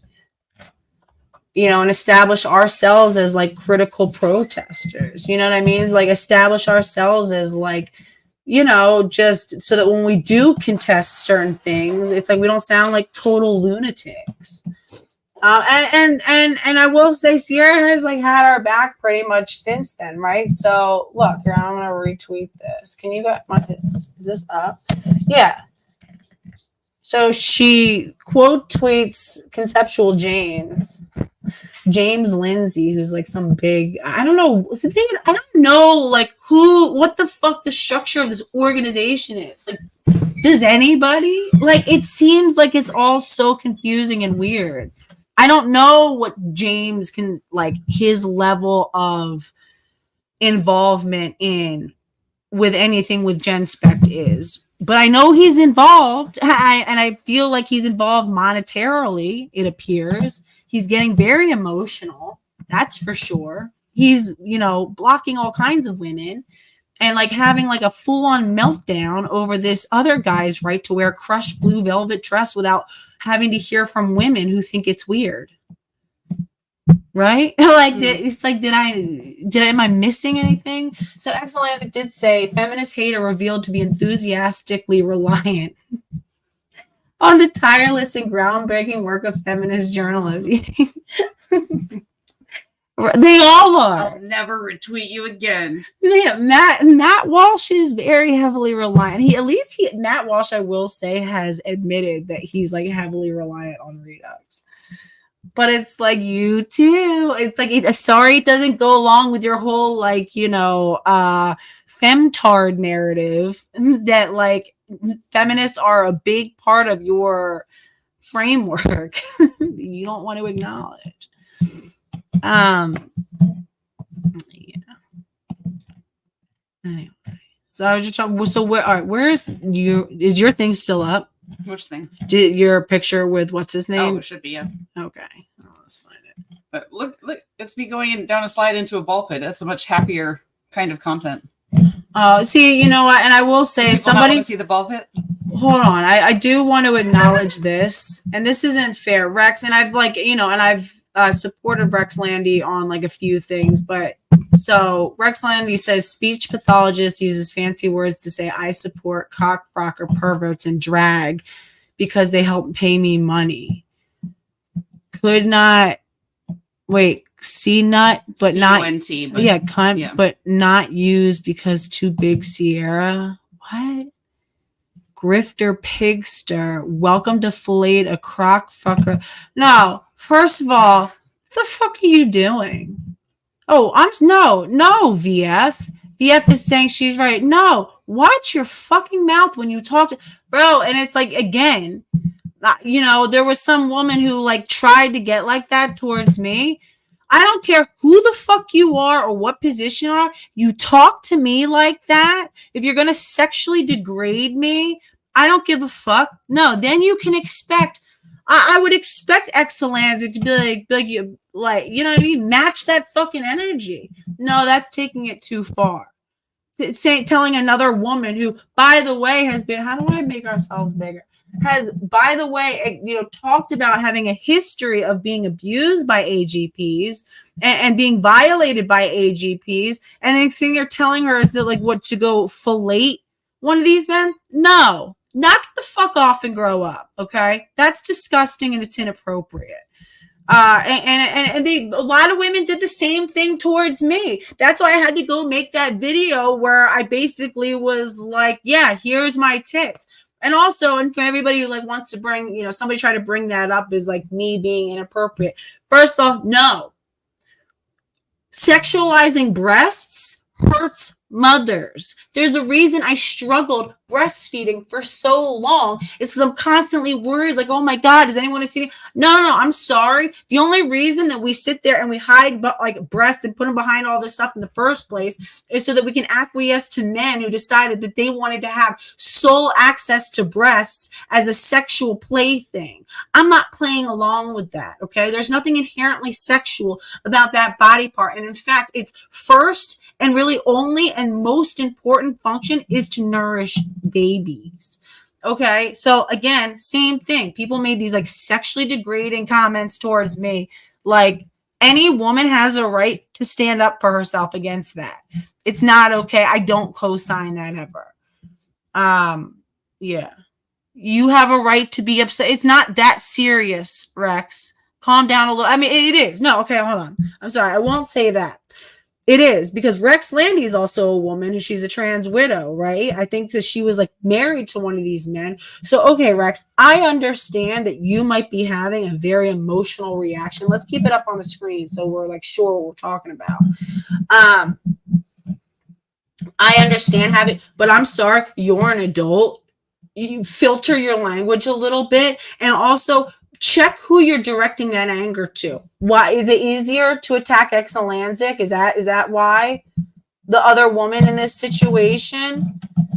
I'm saying, what did she say? She said speech. Also, bringing up her profession? No. Hello. Fucking no. Attacking how that this woman is I fucking wish you would. I'm sorry. And this isn't just you. I'm saying, like, this is a message to everybody. Okay? You're not going to attack my ability to provide for my family, especially when it's separate to this whole world. Drag that into it, how I have to pay my bills to put food on table for my family. Everybody has to work in this world. Okay? Speech pathology really has nothing to do with anything. The woman can still clearly function in her role as a speech pathologist. I think bringing that into it is beyond inappropriate. That's beyond inappropriate. Okay. Stop it, guys. Again, and to be clear, I would never make any of these type of comments towards Laura Becker ever. I would distance myself from that kind of comments. My only point was, and again, I believe it's relevant, people are allowed to disagree with me. And I as far as I have not read an argument that is convincing enough for me to think that I'm wrong here. I might be wrong. I don't think so. But I think it was relevant to bring up the fact that Laura Becker has demonstrated poor judgment in the past because she has admittedly amputated her own breasts in connection to this cult. So I'm just challenging her on her. But again, I don't think that's not the same as saying that, like, oh, you should go fillet one of these dudes. Cunt, but no use because too big Sierra. No, that's disgusting. That's disgusting. Well, how do you talk to a woman like that and say that you're for women? I just can't. Cunt, but no use because too big Sierra, grifter, pigster. Welcome to fillet to cockfrocker, AGP like the ally. No. I'm sorry, no. Where the fuck did I Yvette? Bro, you want to call in and like talk about this? Because we can do this too. I'm wrong for defending TT's. Please somebody tell me where the fuck I defended Exulansic defending anything. I've literally said over and over that I don't agree with that. I don't co-sign that. You know, but at the same time, I'm not going to sit here and co-sign very sexually degrading and abusive language towards another woman. That's where you take things too far. That's the reason why I had to cut you off when you were on the phone, when I allowed you to call in with me and fucking what's her name? Ariel Scarcella. Because you started getting like degrading with it and like name calling. If you can't come up with like a coherent argument that doesn't devolve into a bunch of ad hominem, like sexist attacks, then like I'm cool hearing from you. Do you have anything to say? I'm sorry. As long as you're bringing up our past associates, like this individual here that you're arguing with is connected to the woman that came to my city and followed me around and then sent me a bunch of harassing messages. Yeah, so, that's true, VF. For a long time, you co-signed. Birds of a feather flock together. But Exulansic flocks alone, as I've said before. I don't know why I find that so funny. No. I'm a loner. Okay. You know, that's fair too, VF. That's fucking fair too. So if we, that's fair too. All right. Anyway. I'm sorry. No, I can't get behind that kind of shit. And I didn't know that was said. And I'm sorry. I don't co-sign that at all. And I like vehemently. Oh, she's on the phone. All right, let's do it. All right, go ahead. You're on air. Oh wait. You're gonna listen to me. You're gonna have to turn off your audio because it's way too much. You have to turn off like whatever you're watching. Is your TV on? All right. Eva, I love you. Okay, you're wrong on this. It's just like, why are you defending TT on this? She's so wrong. I'm defending on her as a woman. Like, I don't know what you're fucking doing. Like, she's a total truth. Vanessa. What do you mean? Okay, back that up. What does that mean? She's a total troon. Okay. In what way? she's there telling Are me you how a sexual trans? orientation. I don't think so. Do you identify as trans? No. Are you secretly like identifying as trans that we don't know?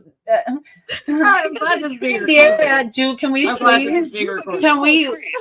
I'm sorry. Go ahead. Go ahead. It's like the Spider-Man meme of like you. No, can you FaceTime? I'm gonna bring you onto the actual stream. Okay. No, we'll do this.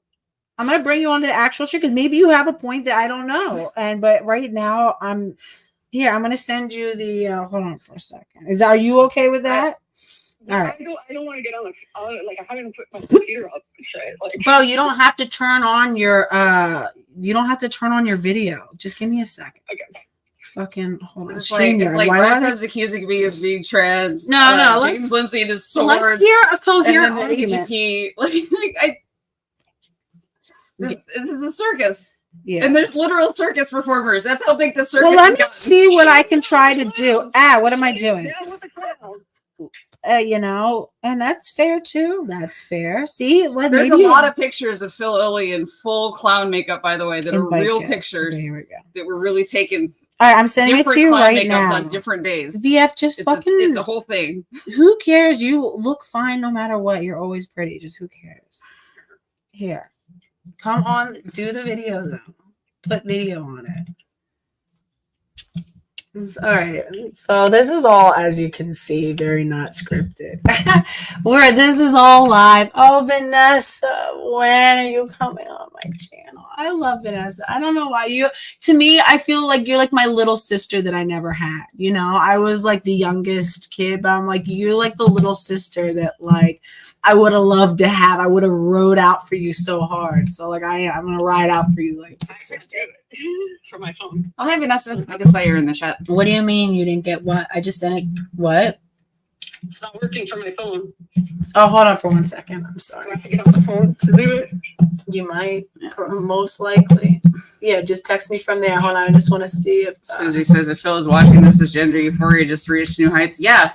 Yeah, no, I mean, he basically threw a chow in like using the koi his pond. name. No, let's do that. Nobody please use this guy's name. I don't want to use his name anymore. We can call him like the AGP guy. What about he who must now be shamed? No, just whatever. Yeah, that's fine. That's fine too. This fucking guy, whatever. And it's like it's so much bigger than him. He's not worth remembering. He's not worth having. I'm sorry. Hold on. Let me just. I'm getting off track. All right. I'm sorry. Here. Where? All right. You might get off the phone. Why are you still on the phone with me? Get off the phone and then text me if there's an issue. Get back. All right. Hold on. I just need to make sure that I have it. Yeah.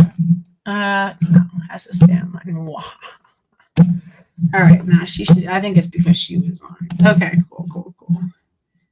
Yay, Vanessa. Anyway. I love you, Vanessa. I wish we could all hang out. I still have this massive dream of why do I keep doing we're gonna have MILFCon.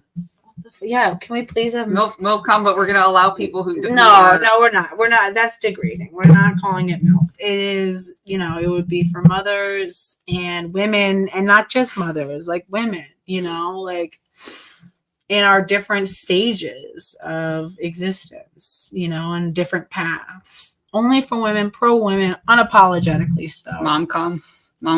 Kelly J. Keen, you're welcome. Kelly J. Who would be my dream team lineup? Kelly J. You and Karen would be made up. Vanessa and Ella.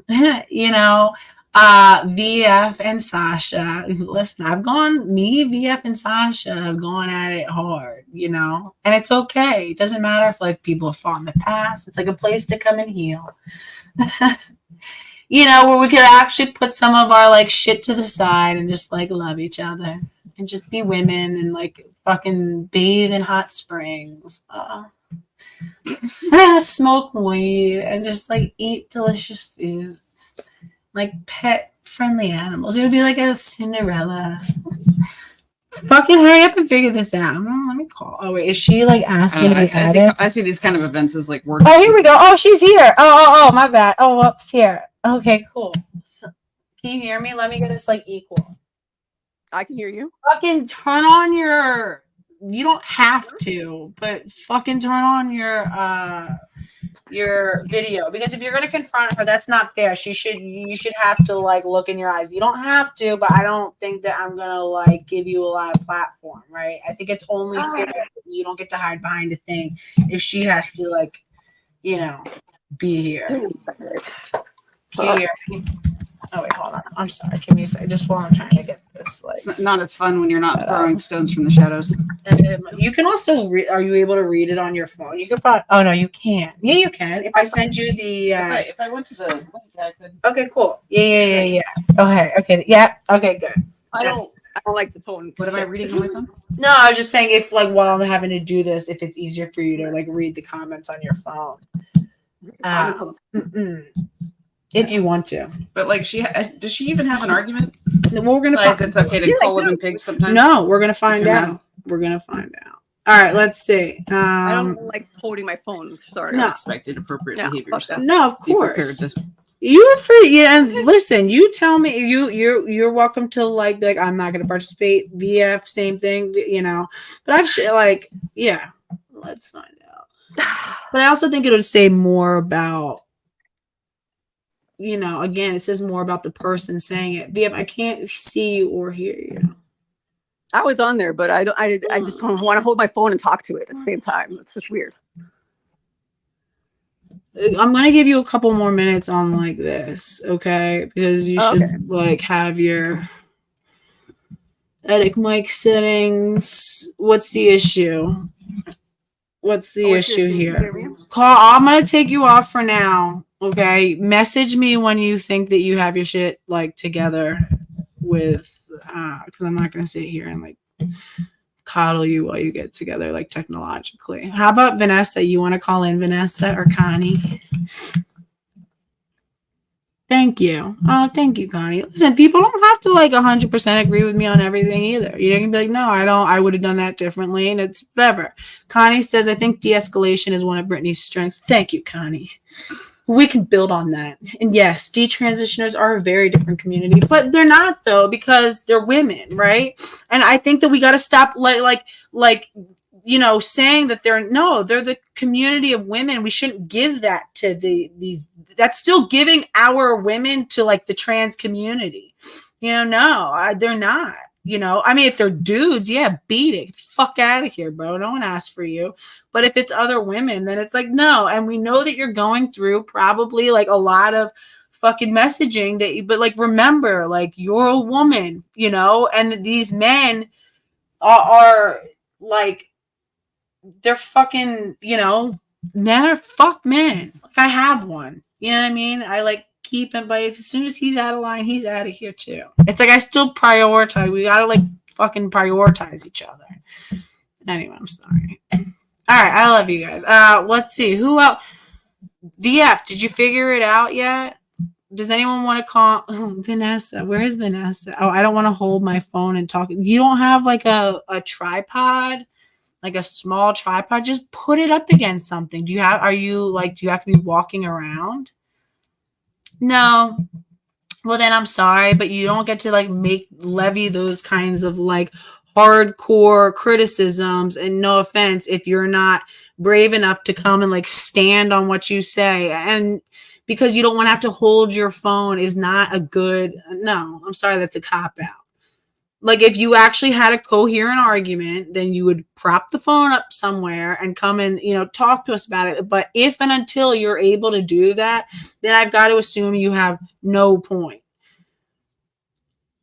I would really love for anybody to give me a convincing argument why as to what Rex Landy said to Exulansic was in any way appropriate. It's not. Then no, come and make it to her face though. Come and make it to her face and make it to my face and let's talk about it. Otherwise, she's the one who's actually here on the screen, standing in the middle of what is, I just hate when people, and no offense, like VF, like you actually do have a channel or whatever, but you have what, like a few hundred subscribers. And I say all that to say she has thousands of people who are like, what, like, you guys, people don't know what that feels like, right? People don't know, right? 2 years ago, she didn't have any of this. So to have like women coming out of the woodwork who other women are all backing up and co-signing it. Let's read it again. No, let's read it again because I want to hear exactly word for word. Maybe I'm missing something, but I really don't think that I am. I don't think that there's anything about this like message that I would ever co-sign ever. Is it a gross condemnation of Rex Landy? Of course not. That's the point. I can condemn the behavior of a woman without saying, I now hate that woman and she's horrible. We should never listen to her. No, in this specific case, I don't know. Yeah, I think this is terrible. I would never co-sign this, right? So again, it's anybody who's saying anything like this, I don't agree. Speech pathologist uses fancy words to say, quote, I support cockfrocker perverts in drag because they help pay me money. Has he paid you money? Not that I know of. That I'm aware of, like maybe as like an anonymous donor. I doubt it. He seems pretty do you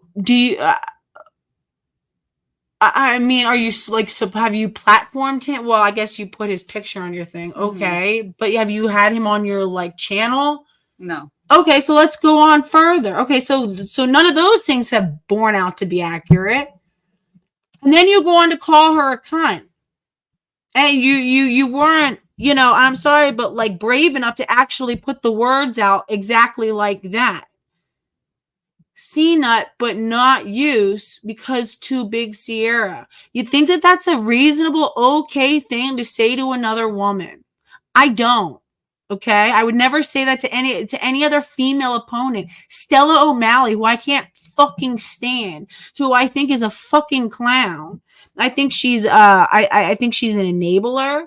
I think that she is an actual grifter, but never still would I tell her some of the language that was just being said to Exulansic. I would never say like go fillet these men. I don't wish trauma or rape or harm or abuse on any of these women. I'm scared because I'm saying Laura Becker, and I'm now talking to you directly. I'm scared for you because guess what?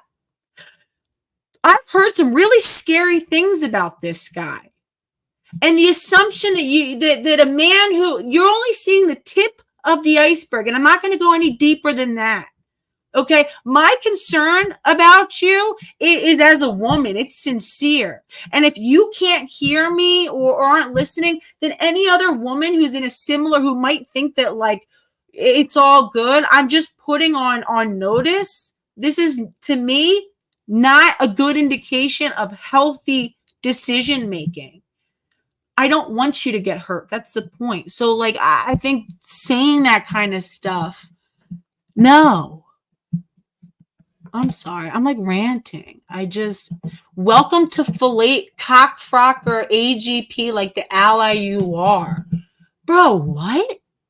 See, I mean, fucking Yvette, if you want to defend that, come on and let's do it. You just connected, so clearly the connection's not an issue. That's not fair to just hide in the like comment section and sit there and go on and say how that was a legit move. Come and say, maybe I'm wrong. Maybe I'm mistaking something, right? So come and let's talk about it, is the point. No, that's going too fucking far. I'm sorry. That's going too fucking far.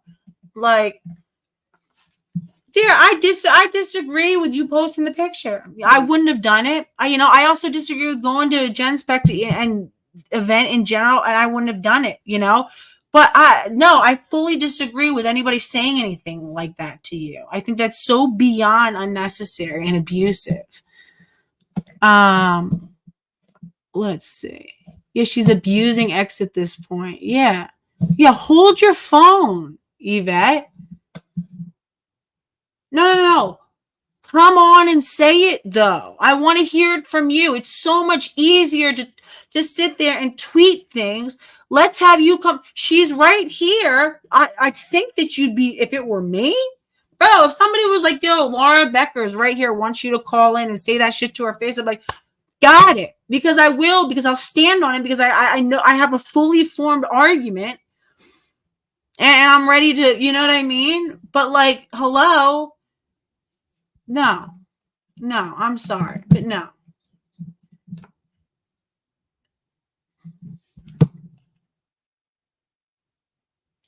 So are you telling me here? Rather than me even go back and forth with you on this like little app, I'll ask you in person. Guys, we've got to hold ourselves to a better standard than this. This is not. I won't even put you on, but like, why won't you come on?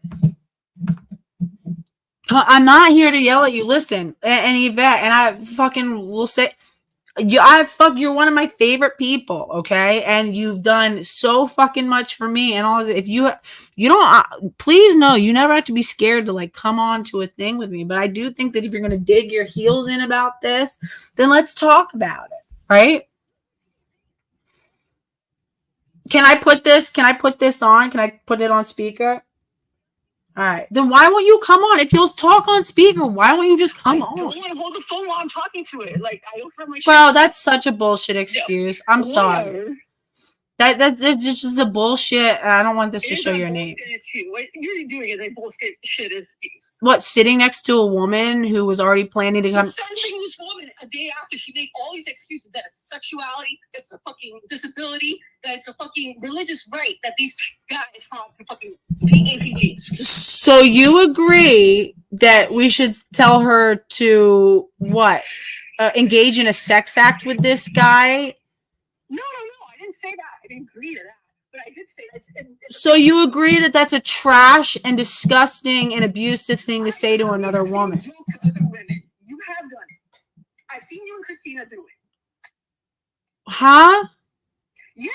It's normal to laugh. Then send me a clip. Don't sit here and make no. Instead of just throwing out accusations, come on, go send me the screenshot. Why do you think I have it right now? It is. Bro, you're not gonna, because I don't make accusations that I'm not prepared to back up. And you should get in the habit of not doing that either. You should get in the habit of not making gross and extreme accusations against other women unless you can actually back it up. Because you've also have told me things. I'll just tag you on it on Twitter later. Okay. We have this conversation. Cool. So, like, I don't care. I don't care. The way that she's being treated is trash. So. But you're not understanding what she's saying to a woman who's been fucking victimized by a fucking man like this. What are you talking about? I've condemned pretty much like everything of their stance on this whole thing. Should I have told her you're not welcome to my house? That I'm gonna leave another one. What should I have her like sleep under the train station? Should I have told her she had to go be homeless for 3 days? Oh, maybe then these AGPs can, get to you the way you'd really like, huh? Like, ally, bro, what? No. How about we not treat other women like fucking trash? How about she doesn't defend? How is that me defending her like philosophically by me? Like this is a friend of mine. You understand? This is a friend. This is somebody who I've known for a long time. You're getting on the stream and defending what she's saying. Like, if women don't have a reason. Am I like defending like anything that you've said in regards to Phil? I don't think so. No. What the fuck are you talking about? You just missed the whole argument about Phil and what she's. Bro, what the fuck are you talking about? I don't fuck with this guy at all. And honestly, if I was there, I would have made a fucking scene. Bro, you don't want me in a room with this guy. So what are you talking about? I'm saying that this woman, who happens to also be my friend, deserves some basic decency and respect as a woman. That's literally my only stance. Fuck this guy. What the fuck does she think it's a religious right for men to fucking be be all these things? What? a religious right. She thinks that they have a religious right. Do you think Phil has a religious right? This is the question. Okay, so the question from Yvette here is, say it in, does Phil have a religious right to do what? A sexuality and a fucking disability. To a sexuality and a disability. No, these rights are trans rights to her. Are these trans rights? Does he have a right? Yeah. She thinks trans falls under disability, religion, and sexual orientation. I think that people who identify as trans can assert rights on the basis of their disability and their other protected categories, including religion. Trans is not a disability. No. My question is, rather than engaging her in all these like minutia of what she may or may not think is the appropriate, like, but my question to you is, you're saying that what, I should throw her out of my house? Is that what you're asking me to do? Because you don't know if she's on Gen Spec. Like, you're going against Gen Spec, but here you have her who's like, I'm not part of that. So you want me to throw her out? Are you what? Let me clarify. Do you want me to throw her out of my house right now? Would that be like the appropriate? No, is that what you would do? Her, huh? I think you should be going after her and not Rex. So I should agree with Rex. Okay, let's go back to Rex's, real noble fucking statement. She didn't do that for no reason. I should agree with Rex's statement that this woman is a cunt, which is a degrading terminology against female genitalia that has been used to degrade us and basically dehumanize us and talk to us as though we're like, just disgusting subhuman body parts. Okay. No, I'm sorry. You're right. I guess she got me. I guess, I don't agree with that. For that anger, it's not for no reason. Bro, I literally just said that Rex was abused by an AGP, but I also agree that she's a fucking adult and she should watch it. I'm not absolving her. That doesn't mean that she has the right to go and now sexually abuse and degrade other women. Other women defend the shit. Oh yeah, I do believe they do. So you think that we should go around to other women? What are you talking about? What do you defend this shit? What do you think Sierra did exactly? Do you think that what she like paid for Phil's trip? Excuses for them legally. So because you disagree with certain parts of her. No, this is about legal rights, okay? This is about where women's rights are conflicting with trans rights, and if you give them sexual orientation, you give them this ability. What are you mad at me for is the question. Because you're not looking at the picture. You're just looking at the symptoms of, like. Why? What are you talking about? I'm not looking at the whole picture. No. Let's get to the real question. Why are you really mad? What? I'm mad. You have TT who's just defending. So you're mad that I have this woman at my house. She's defending APGs. Yeah. So this was I'm gonna put myself big on this. No. Let's talk about it. Let's fucking talk about it. So this is a woman who I've had plans to come visit me for a few weeks now, right? Who has met my children, who's been at my home and all this sort of stuff. A woman who I regard as a friend outside of all of this stuff. She's coming on her travels from a pretty traumatizing conference out west. And you're telling me I should have told her, never mind, you're not welcome at my home. No, you can't have a safe place to stay. I'm going to throw you out into the street. You're on your GC account. Just like it is lesbian drama. Susie's right. Like, I'm sorry. No, it is. This is it's definitely mixed in with like some jealousy if we're gonna get all the way real with it. One day and then didn't be for the person. No. Whatever. Oh God. You know what? And it's like I think that it's like I get you don't want to go live with me right now because you are, bro. You are. I don't think you want us to really get into like the nitty gritty of like why I think you're reacting this way. So yeah, right, yeah. It's So my imagination. I bet it is.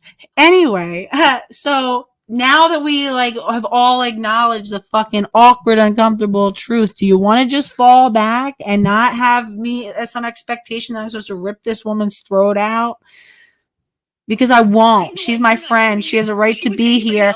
We had already planned to be here. I didn't go call her after the fact. Like, oh, you want to come get together? Like, talk about this? No, this is a friend. She was welcome to be here. We already had the plan. She's welcome in my home. She's welcome to be safe in my home while she's many hundreds, if not thousands of miles away from her home. And she's, you know, on travel. So, period, point blank. Okay. All right. I'm going to go, but that's fucking where I am with it. I'll talk to you later. So yeah, there's no argument. Anyway, let's like move on. So that resolves that. Why some fucking people are getting emotional for no reason. That's again. So just I think the bottom line is you can safely assume that like not all this has to do with you, right? People are coming from a very emotional point of view, but we should still self-regulate. We don't need to like project onto you. Yeah, I mean, it sounds like she thinks I'm saying that if they have a religious right to dress in a certain way to perform their religion, then that means they can just do whatever they want and women have no rights. And that's not what I'm saying. I'm just saying you can't start from the assumption that nobody has assertable rights. Like it's not a just situation if people don't have rights. But that doesn't mean that one group wins. And I don't think you can carve out trans specific rights outside of existing categories. But absolutely, a trans person has a religious right to wear a religious garment. Do other people not have that right? And there it is.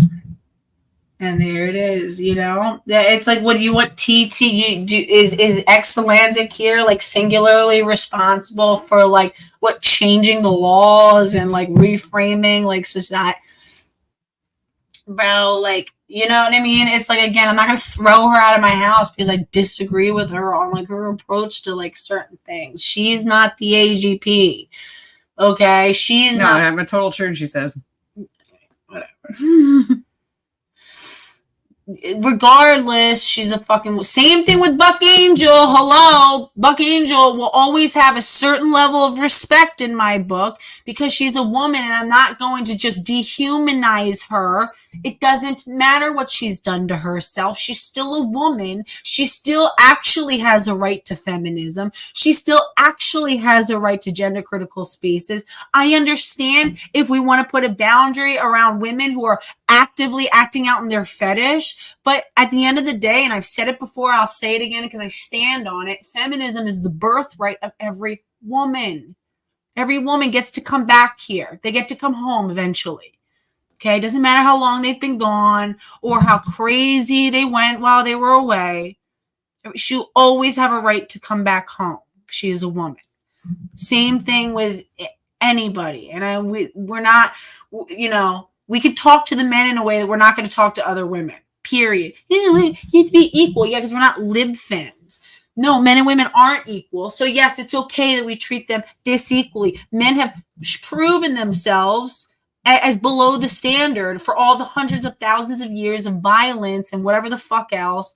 No, I'm protecting women. Period. I don't care if they're like a little cuckoo for Cocoa Puffs at the moment. Not saying that you are. It's like, I'm just saying that, like, it's okay. They know. I just mean like trans-identify, like in terms of like, like treating currently trans-identifying women or women who are flip-flopping or whatever. And it's like, we've got to like treat them as like subhumans. Not doing it. Treating them as subhumans is their kink usually. Buck is not someone you would be right to not trust her. Buck is not someone I will ever trust until Buck comes clean. You would be right to, but with all, and again, when I say that, I'm not saying that these women ever get to come back and be, I don't think Buck ever has the right to be an influencer ever again. She's proven that she's abused it too many times in the past. We don't need to hear from her anymore, honestly. I think that Buck has now lost like the right or the privilege for us to like continue to look to her for influence on this topic. No, but she does deserve respect and a place to heal and recoup. You know, me saying that I don't think that we should give her a platform anymore at this point after she's so egregiously abused it is not me saying that we should dehumanize her as a woman and make disgusting comments to her.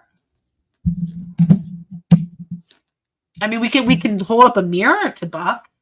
You know, we can hold up a mirror to, I mean, but the thing is making these inferences, it's not like Buck is actually like going, you know, and doing stuff on video and porn. We can hold up a mirror and say, you're actually doing these things and showing us. That's disgusting. But what are you talking about? She's not like, it's not like TT has a bunch of like, I mean, do you don't have like a whole like OnlyFans account of you having like sexual relationships with AGPs that I don't know about?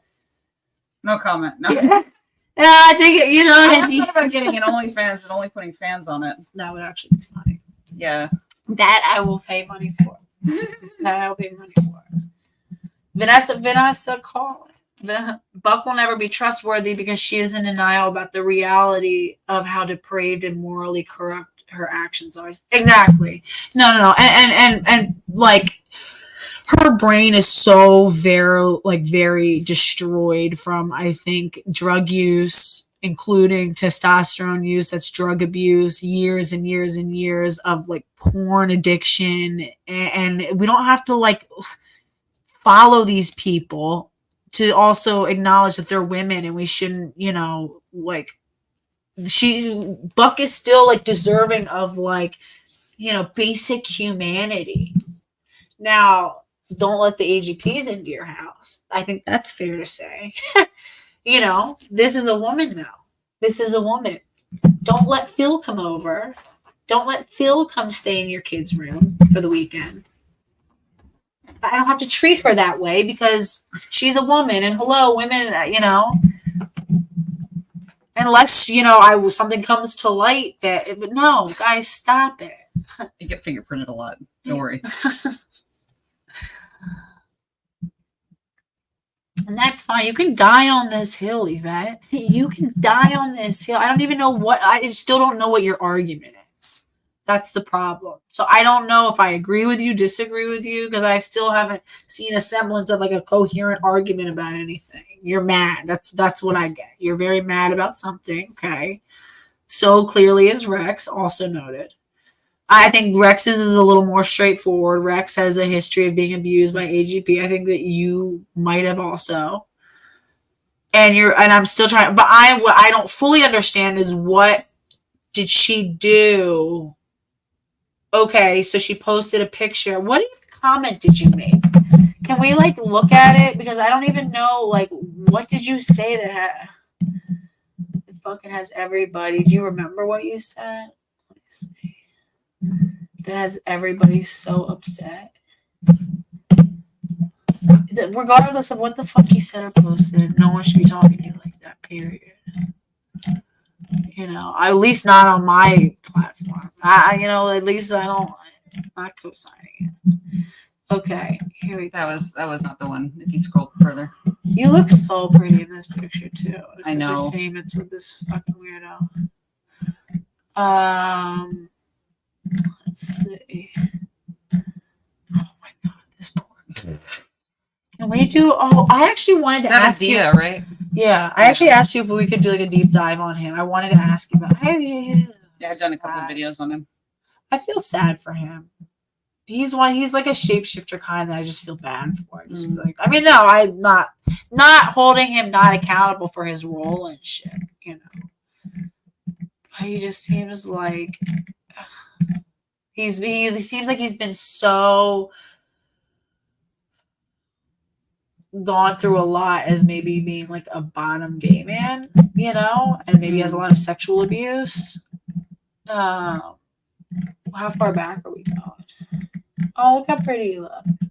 Oh, Sierra, I love this picture. Oh, yes. Someone said I look like that emoji. This is a really pretty picture. You look But if really you click pretty. the right one, it shows the emoji. You can't really. Wait, let's see the picture. This is cute. I caught Pikachu finally. Oh, that's pretty. Oh my god, that's so funny. Your face looks just like you won a contest you didn't enter. It's like, oh, hey, that's great. We're kind of like, we should tell them about the scratch. So unfortunately, Exulansic was very. I'm still mad about that. traumatized. How much money did you spend on $3. I thought I was buying scratchers at the supermarket. I wanted to scratch Did you off. save them? I don't know, but like they don't give you scratchers that you scratch anymore. It's literally like a receipt. But it's a print out a picture of the scratcher as if you had already scratched it yeah, off. and not only it's You not just even sit a there and good compare print. numbers, but you don't get to be excited. It's like a crappy black and white. It's like what a receipt paper looks like. Yeah, it looks like a regular lottery ticket paper. So like they just took all the enjoyment out of scratchers. So Save your money. They should just give you a ticket that says win or lose at that point. Right. To paraphrase, they're now giving you scratch offs where you don't actually get to scratch anything off. It's just like it's just like I posted a picture to my Twitter of the oh, receipt, did you? yeah. Oh, let's go look at it. We can look at it. Guys, and I fucking this Phil guy or whatever. I don't even like saying his name. Fuck this guy. Bro, that doesn't mean that I fucking agree with this dickhead about anything. All right. Oh, here we go. So is it the first time that you posted about No, that was the second time after people had All right, let's go all the way back. No, but this is the one that like this is that was the picture, but it was the second time I had posted that picture. I have also posted it as part of like just generally posting all my pictures from that evening. But this is the one that I guess we'll go all the way back then if you posted this actual picture. And the first Did time, you delete it? No. Oh, okay. It's such okay. This is what forced me to like really check myself because it's like he plays the fence too, though. He plays the fence a lot with a lot of these like true trans dudes. You know what I mean? But like, I just feel like he's been through so much.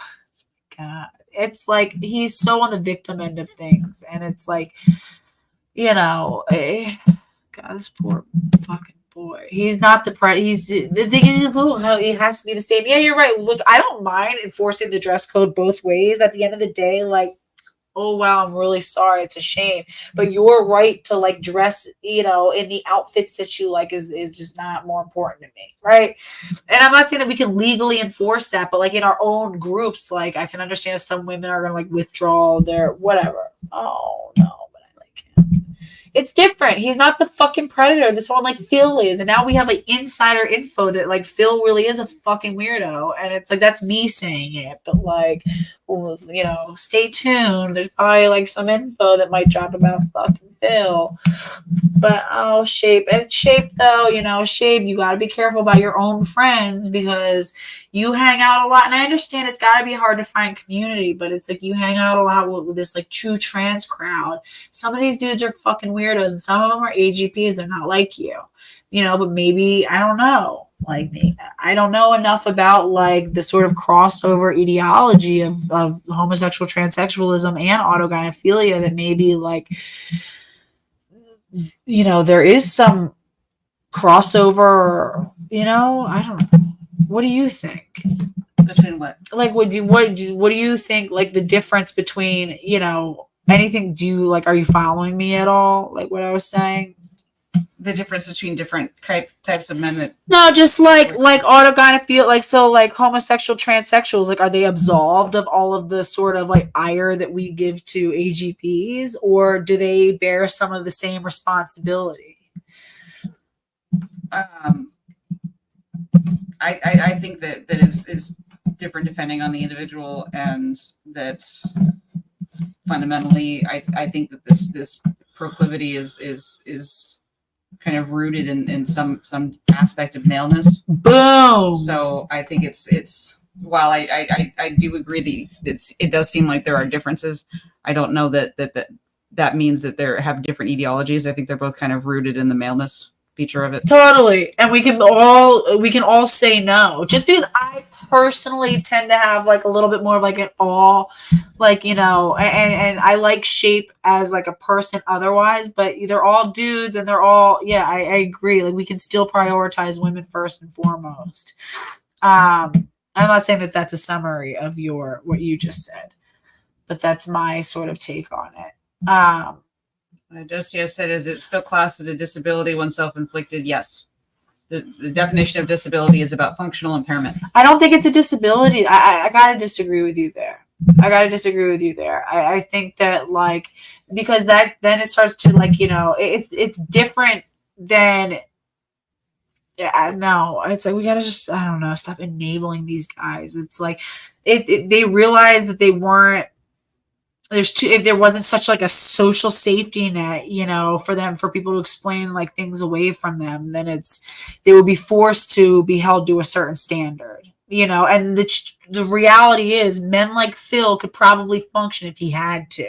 It's just the fact They probably could, but there's definitely a lot of people who can't. They just frankly can't. No matter what standard you want to hold them to, they're impaired for reasons of mental disease or defect, and it's very frustrating. Who's like an example? I work with brain injury, so I work with people who can't overcome impairment. No, but we're talking about in terms of trans, right? You're saying that like some of these guys are mentally impaired. Like, is there like an example that like makes you believe that they're so impaired that they're not responsible for what? I'm not saying they're not responsible for what they're doing. I'm saying they may not be able to stop. Legal responsibility, legal insanity is a different feature. Even if you can't, if you're mentally ill and can't stop yourself, that's a different problem than not knowing right from wrong. So some men can't stop, to my understanding, like engaging with their fetish. It's like it's just they have to do it. Right. It's like I disagree with that. I disagree with that, and I don't. I think that men they make the choice to go put on clothes in the morning, and after they we've explained to them that no, I don't know. I gotta disagree there. I gotta push back. Do you have an example of somebody who you think is so disabled that like they can't control them acting out in their fetish? I think it's because of men who are disabled and can't. But control. Do you have like a public like example that like we could like? Are there any of these like public like trans identifying males that you might point to specifically? I'm not going to point to a specific person. I mean, we could point to Phil, I guess, because he's come out and said that that's his motivation. But if you have something quirky in your brain that gives you what's his motivation? Extremely out, getting the sexual reinforcer that his own brain gives him. Right. But there's. Do you think that the fact that reinforcer pattern exists in his brain and is possible is very unlikely something he chose. But then do you think it's fair then to broadly apply saying that it's a disability?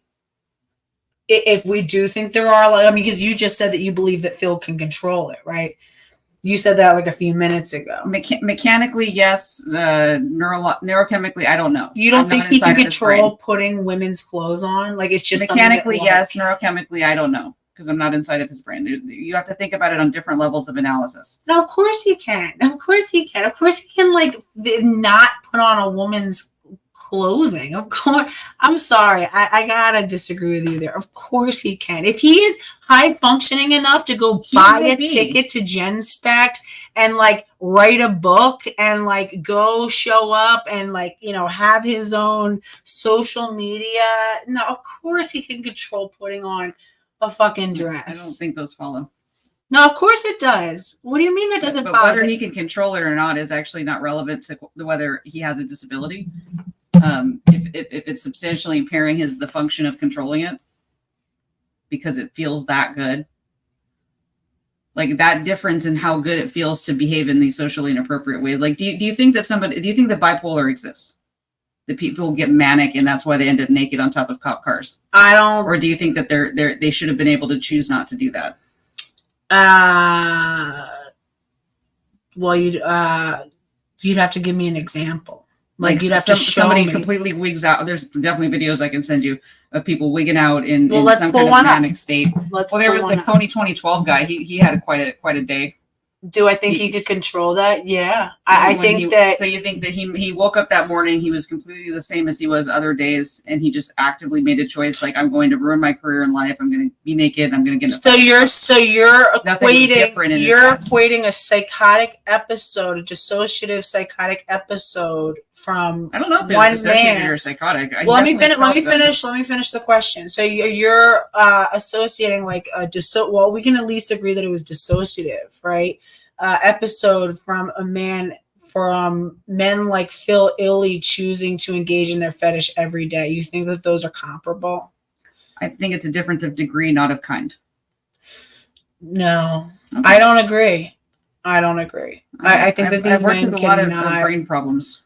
and that's okay. I just don't agree. I don't agree that these men But you do agree that if can't somebody not put on women's clothing.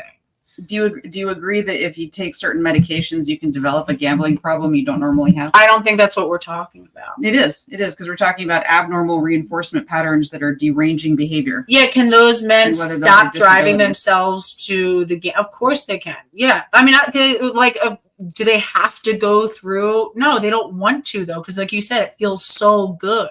Yeah. It feels so good, and it's like it's been placed to the top of the priority list. And I understand how addiction works. How it hijacks, basically your internal reward system. It's like your internal classical conditioning system that like conditions you towards behaviors that are, important. Yeah. And it's like it takes something. For example, it's like the dopamine rush that you get from like something like shooting heroin is so astronomically beyond, what.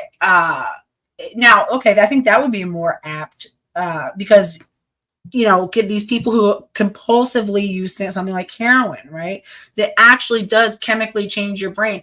Now, do I think that the brain chemical changes or dopamine response that these men get from wearing dresses are so strong that they're going to go into physical withdrawal if they don't do it?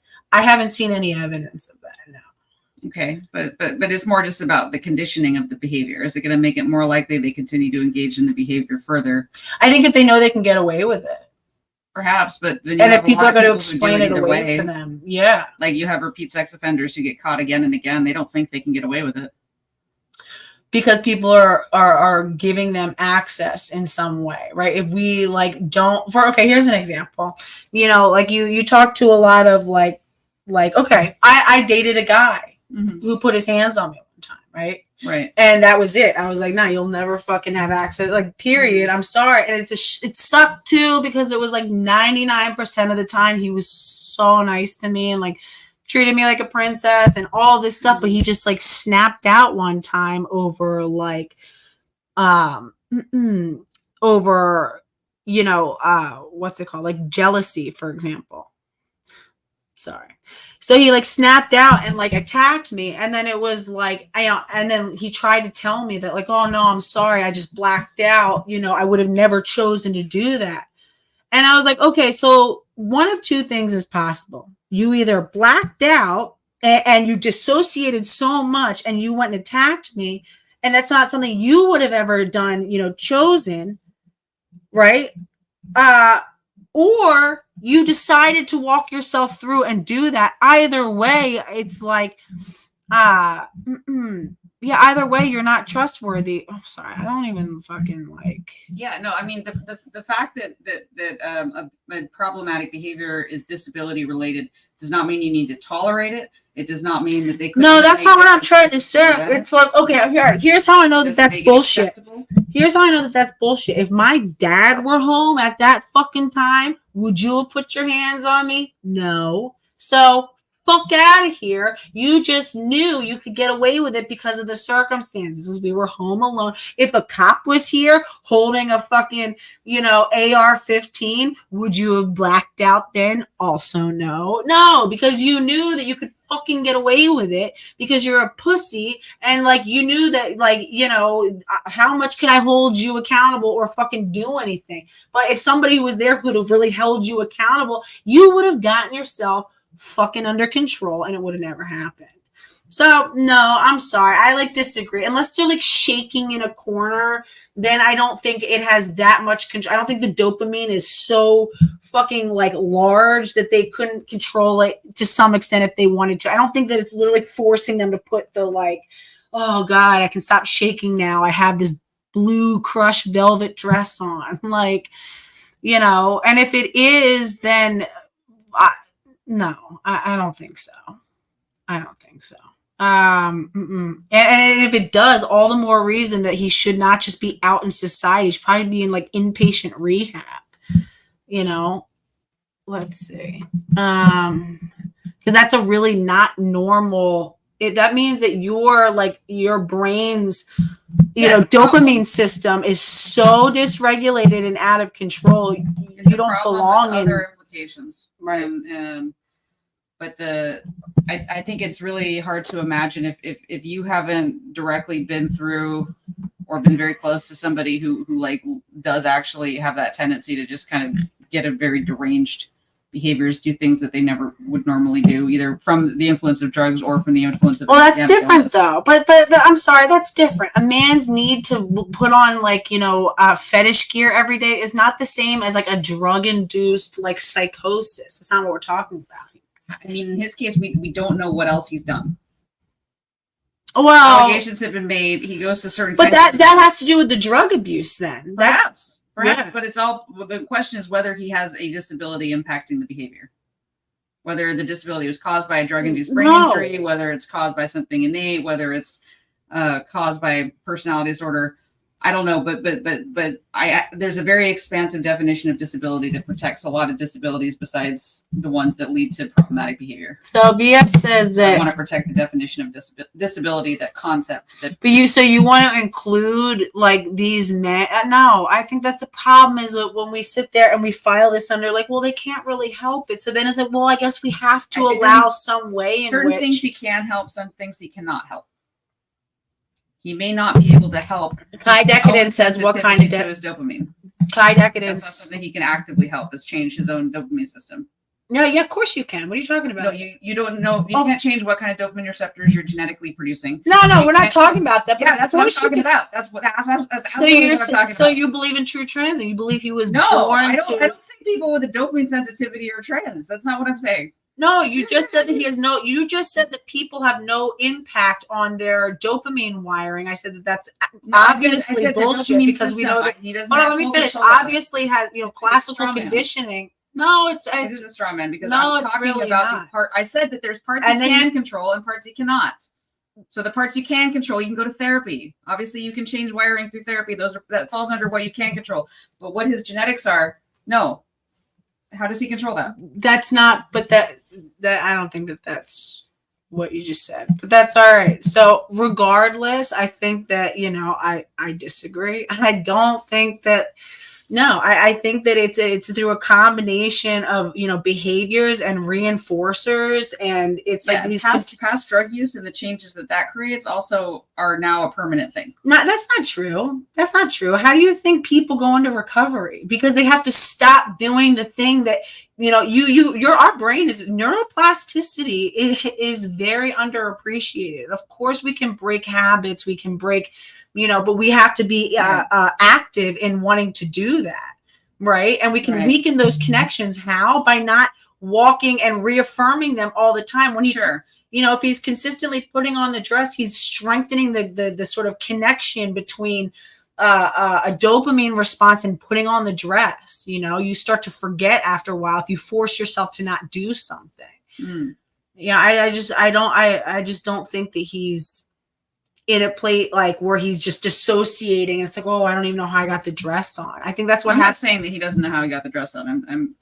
I'm also saying that sometimes the brain is plastic, but sometimes those plastic changes are not reversible. And so once you've gone through something developmentally, like a drug addiction, you're different forever.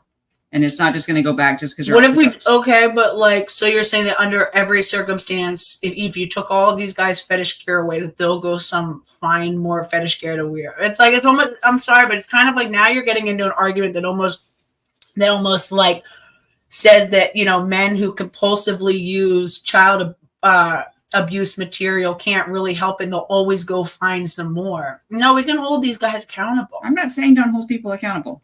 That's not what I'm saying. And I think part of holding them accountable is by acknowledging that they have a lot of agency in this. No, it's not like they can't stop it. How much agency they have. It absolutely depends on the person. I disagree. And acknowledging that is I think if you're high functioning enough to go put on some child abuse material, go actually log in and stuff, you know what you're doing. You know what you're doing. Depending on the person part, that's what that is. Yeah, there's a lot we don't know, and being honest about that is not defending inappropriate behavior. No, I just disagree. I don't think that that's it. I don't think that that's I don't know. I disagree.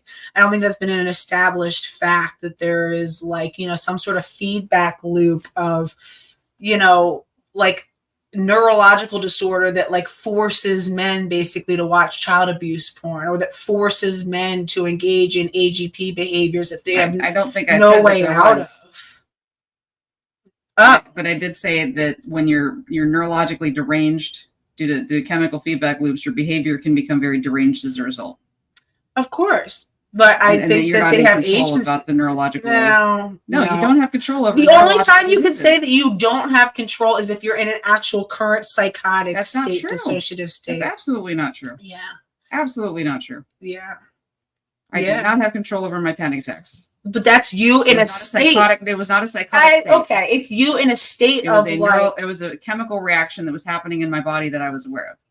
It was influencing my behavior. So you're saying these men are in such a state of like a neurological disorder that they can't stop themselves from accessing child porn, that they can't stop themselves from putting on a crushed blue velvet dress. No, I disagree. You're welcome to disagree.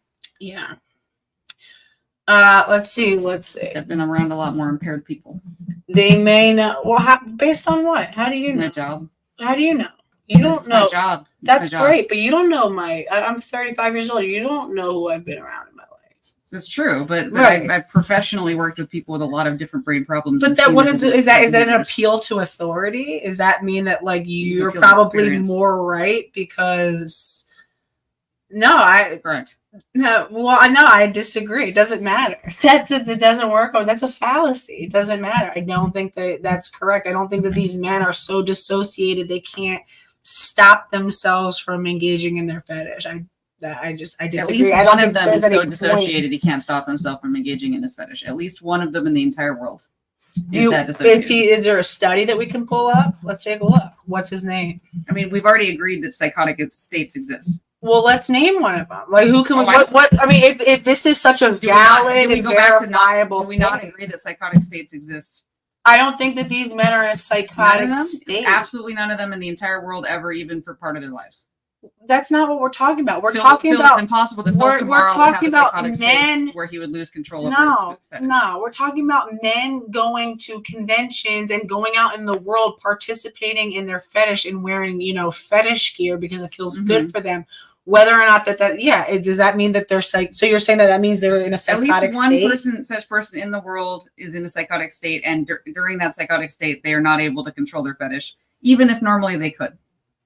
Yes, people engage. Yeah, do they have psychotic states? Yeah, is that typically the reason? Is that the reason why men are engaged? End of the spectrum exists. Oh, Vanessa. Yes, Vanessa. Yes, Vanessa. Hey, how do I get in touch? Wait, go on Instagram. And I'll send you the link really quick.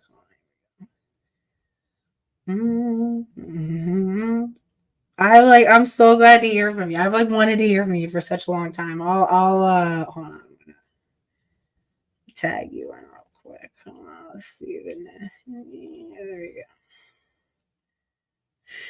Oh my God, you've been messaging me this much, Vanessa. I'm so sorry, Vanessa. If I am ignoring your messages, it is not personal. I do kind of let some of my inboxes go, and I am sorry. Oh no, wait. Let's see.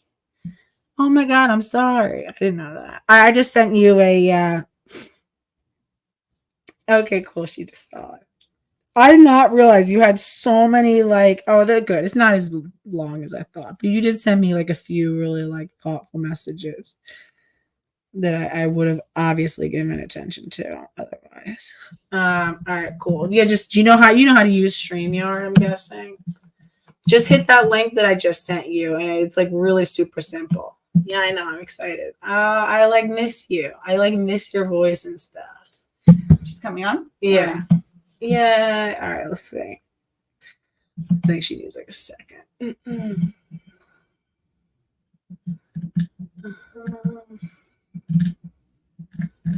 Let's see. Jordan. Partial agency is still agency. In fact, it's the only kind of real world. Hey. Yeah. Oh, Vanessa, seeing your face. Wait, we gotta take this off. That's what the problem was. What? It was this thing. Oh. Hey. Oh yeah, I loved you. All right, Vanessa, you have everybody who doesn't know. This is Vanessa Voki, and she's been like living in her world and building her life and focusing on that right now, and that's why she hasn't been like as like vocal, but huge important part of this whole effort against gender ideology. So good to have you on. What do you got? You Hi. got the floor. Okay. Okay. So, oh, I can hear myself. Yeah. So I don't like to see you guys fight. It's like frustrating. I know you're not I know fighting. You're having a it's right. disagreement. Yeah, Yeah. this is Yeah. Yeah. not. Yeah. Yeah. Yeah. Yeah. But I have to say, like, one of the things that's like like occurring to me a lot about this argument is the idea, honestly, like the very base idea of all this is free will. Do people have free will, or are we just a slave to our evolved ape brains? And how much do we actually choose to do things? How much is it just nature pushing us to do things? And I think like something that's like X has really explained really well to a lot of people is this fundamental difference between men and women and how we're motivated by very different things. And that, you know, evolutionarily, men are motivated by sex way more than women are. And so if you take away all of the other evolution of our brains, like the fact that we do have very complex empathy for other people, that we have the ability to logic and reason between different scenarios and have foresight about repercussions of our actions and how our actions affect others, how they'll affect us in the future, like having foresight, having insight into our own personality and our own defects and the things that we need to change and the things that we need to improve on in our own lives. If you take away all of that and you're just left with like the chimpanzee brain, then Right. males are more likely to be sexually aggressive and violent That because that's how males evolved, right? exactly. That yes. So I think and I totally appreciate that. I'm sure all of us know at least one male with a mental impairment or a mental disability. You know, like we've got a cousin, we've got a friend, we've got someone that we met at work, and it's not their fault. We all know that it's not their fault the way that they behave, that they're not capable of, you know, I think it reasoning, that they, pardon? like it depends. Like what? Just sorry. I don't mean. I just mean to like play Mhm. like like who like. I think saying like a non-functional like person with autism is. I think it's important that we're just clear what we're talking about, right? Like Yeah. somebody who's flapping their hands has less agency than somebody who's maybe like you know. Yeah, but we would agree that the person that's got like autism and is flapping their hands or, you know, Down syndrome or cerebral palsy or like any of these other conditions, dementia, Alzheimer's, uh, you know, brain injury people, they the agency that they have is very much dependent on how complex their reasoning is, right? And I think that a lot of these AGPs, maybe not all of them, but certainly a great portion of them have control issues. They have impulsivity issues. They have a lack of empathy. They may be sociopathic. They may be antisocial, right? So we have to think about it in the way of, you know, I know someone said something in the chat about are serial killers, you know, disabled. And I honestly think, yeah, I think, isn't that the more appropriate explanation that someone does all these horrible things because they don't know how horrible they are? Like they literally can't comprehend how their actions impact other people. Like that's why you see serial killers in court and they have no emotional response to the victims' families' messages and what they're saying in their statements, because they literally don't have the ability to understand that they've hurt someone and killed someone and that their actions have this ripple effect of on other people, right? Like But they is it all they not know also? is I'm sorry. Is it yeah. not also true though that like serial killers pick their victims based on who they know will be an easy victim, right? They're not just like wildly randomly grabbing people at random, but it's a process of like predator and prey. They're going to go out. So there is a lot of Yeah. agency there, No, there for is a sure, lot. but I think when it comes to what motivates them to want to seek someone out and want to kill them? Like, that's Pleasure. the part that, yeah. And The pleasure so reward system. and so the same thing with AGPs. What motivates them is the pleasure reward.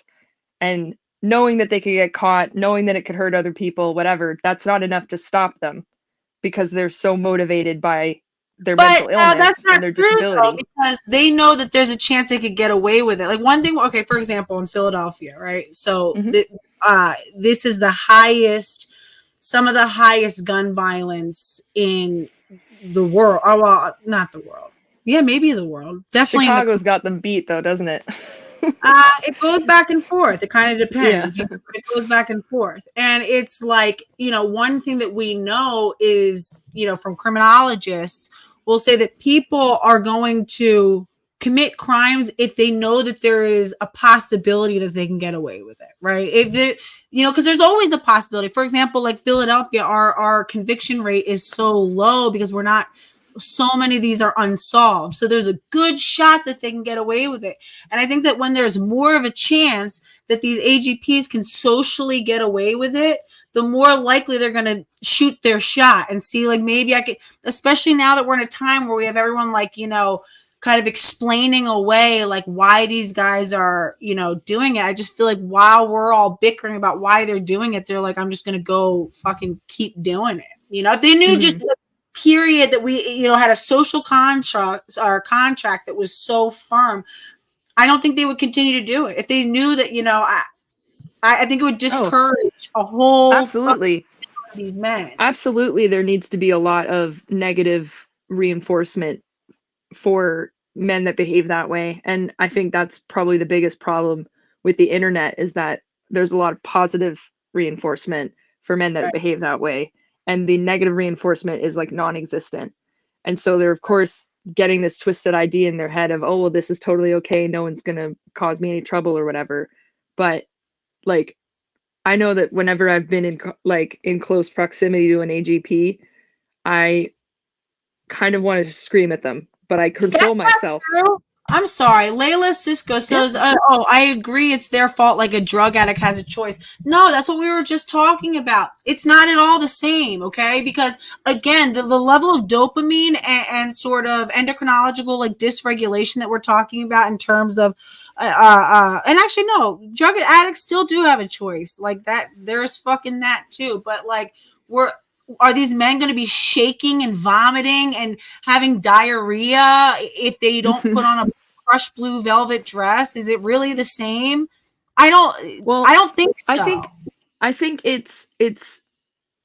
I think they're so wrapped up in themselves. I think what it really is like a really, really serious, intense form of narcissism and self-obsession where they can't, it's not even like the neurological pathway of reward and stuff. It's just like all they care about is what they want. They don't care about the repercussions for other people. They don't care about how they make other people feel. In fact, a lot of them get enjoyment from making women uncomfortable and making women feel unsafe.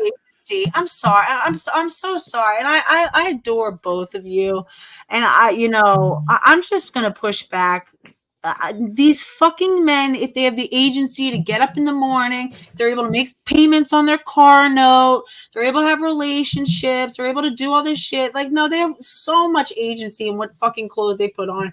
And they know they're only going to try shit that they can get away with it in arenas that they know that they can get away with it in. Okay. And that alone tells me they have all the agency that they need. It's the same thing when men try to say, oh, I blacked out and that's why I hit her. No, you wouldn't have fucking did it if her fucking father was there. Same thing. It's like, you're not going to show up. This guy, Phil Illy, sure as fuck would not show up to a Let Women Speak event pulling the same shit.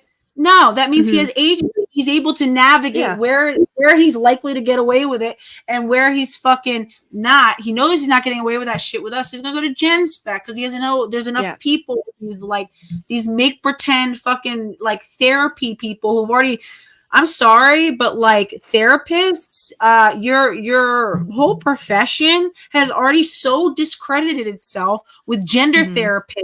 All the other shit that you guys have pulled in the last few years. Maybe you guys should call like a timeout and like reorganize. I just No, I think the important point that you're hitting on there is that Gen Spect has created an environment where that sort of behavior is tacitly, if not overtly, accepted, and that's Right. why they're having this pushback, because people are like, wait, hold on, like if we're actually going to be critical about these men and the choices that they're making, and again, like people that aren't like fit, like one of the examples that I thought of someone who's like pathologically mentally ill and needs to just be locked up in an asylum is like Jonathan Yaniv.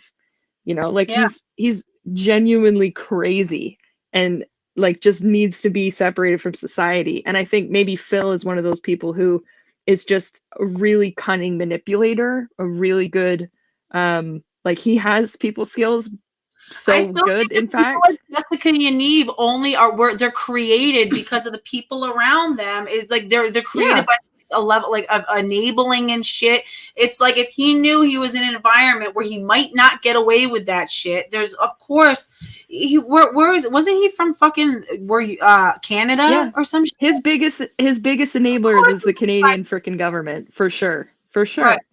right. Because if we had this attitude that, you know, men can't try to solicit young girls in the bathroom and ask about their tampons, if we had this attitude that that was a crime, like it should be, he would Right. never have tried to do it in the first place. And Exactly. once And he that's did all it and got no, caught, then he wouldn't have been able to perpetuate all the other things he did, like attacking a journalist. And, you know, like it's like giving someone who's already mentally ill and already wants to stir shit up, and like part of it might even just be like a pathological need for attention, you know, like just wanting to disrupt people's lives because they just want people to look at them and pay attention to them because they lacked that at some point in their yeah, developmental why window don't where they you needed it. call in? I'm so sorry, Vanessa. I don't mean to call.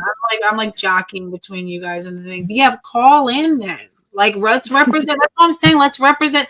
I can't get down with like putting sexually degrading comments, you know, to co-signing sexually degrading comments to women. But like, if you have something to say, like I do, like I want to, you know, like hear I it. Like I I am all for name calling. I just think it should be more focused on what the person actually does and says, and you know, that kind of stuff. Like I called Mars upper hand Mars or whatever. I said she was retarded because I believe that she is. I believe that she is right, mentally impaired. right. So, and like No, maybe people don't like that word, but no, it's no. It's not accurate. the name calling. It's not the name calling. It's the being sexually degrading. I don't believe in sexually degrading women saying things Hmm. like, "Oh, you should go fillet some AGP." Basically, like to me, that's like almost saying like, "Well, Ugh. maybe you should get raped by him or something." I mean, it's Yeah, literally that's one chromosome away from that, one no, that's molecule not away. okay. That's like calling straight women dick holsters and shit like that. Like, come on, Yeah, like right, right. really, are we not better than that? Like, I think that that's when you lose, is when you resort to like literal playground name calling, I don't mind like stuff playground. that a I don't 12-year-old even would say.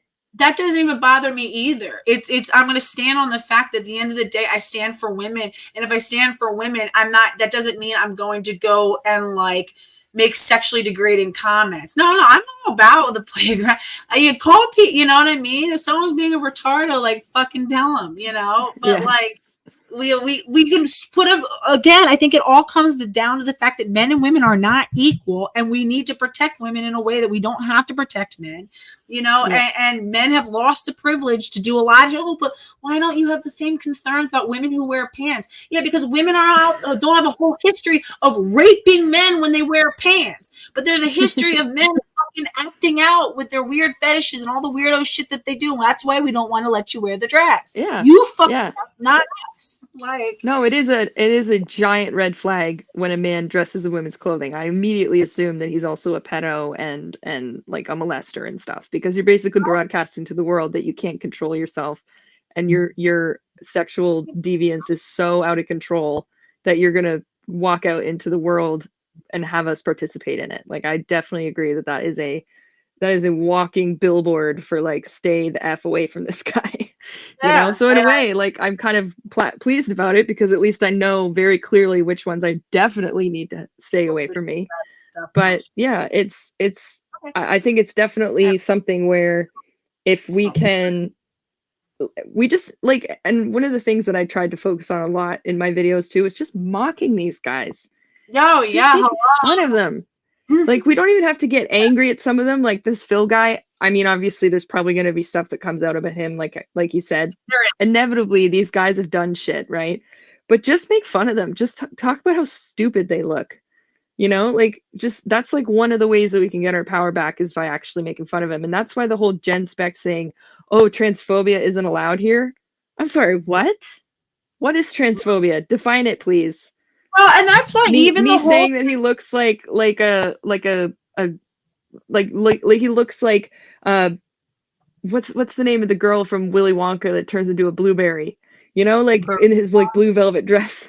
Like my cat's name like is you Bert. just need to be able to make fun of it, and if we can't make fun of it because it's transphobic, then that's not an event that's Well, the safe for women to standards be at. for men, what we can say and should say to men and women are different. You know, I backed up Rex Landy's right to call men, to call fucking what's his name, Isaac, like a bicycle seat licker, and Coomer and all this sort of stuff. I stand by women's right to sit there and you know express that shit to men, because again, and I'll say it a fucking again, we can have different standards for men and women because we do different things. Whenever you're walking alone at night and you're coming up to an alleyway, are you scared that there's a group of women behind there who might jump out and kill you? Or what's the real fear? And let's all name it what it is. It's men. It's male violence. They do shit to us that we don't do to them. So the standards are allowed to be different. Okay. Yeah, can absolutely. Right. And Isaac gives me the heebie-jeebies. He gives me the creepies. Oh, always. And I've called him out like since last year. I'm like, whatever sort of like narc manipulative thing that you're doing where you cycle between, you know, it's like, just stop. You know that you have kids, young people who you intentionally target because you're talking about this, you know, topic. You know that they're in your comments, and then you're talking about all your drug use and having these weird meltdowns, and it's a whole different thing. Vanessa, he is very manipulative, you know. He's very good at as playing they people's all are. empathy and emotions. Yeah. And I think that people want to look at him and say like, well, you know, I might disagree with him on some things, but like he's a net positive for this movement and stuff. And it's like he has some really good stuff to say about the effects that the hormones had on him. I think his best videos are the ones where he reads the medical studies and actually goes into that stuff. I think anything else is just him, for lack of a better word, just kind of jerking himself off and listening to himself talk and getting validation and affirmation from people. And, oh, you're so great, Isaac. You're so smart. You're so well spoken. Blah, blah, blah, blah. Addiction. I just think he's active in his AGP addiction. Mm-hmm. And I think he's concealing a lot of facts about that. But Exulansic's got to get going soon, so I'm gonna let her off the stream. We can, you know, wrap up and do it. But yeah, there any minute questions before I wander up and have to go. Yeah, is there anything that you like? I mean, you guys chit chat, you guys talk, so I don't know. What is your dander identity today? This was like, what was this? Where's mine? I had mine. It's like goth. So it's like kind of pastel, but it's like a shade of pastel, which you don't usually see. Like there's some underlying the colors. So I had to goth take pastel mine is what I'm going with. Take it. Like I said, in solidarity. The goth Easter. But yeah. No, this has all been one very exciting. Yeah. So you know, yeah, but like I said, we get a picture together while on live, and other people can be in the picture. Oh, that'll be really funny and cool.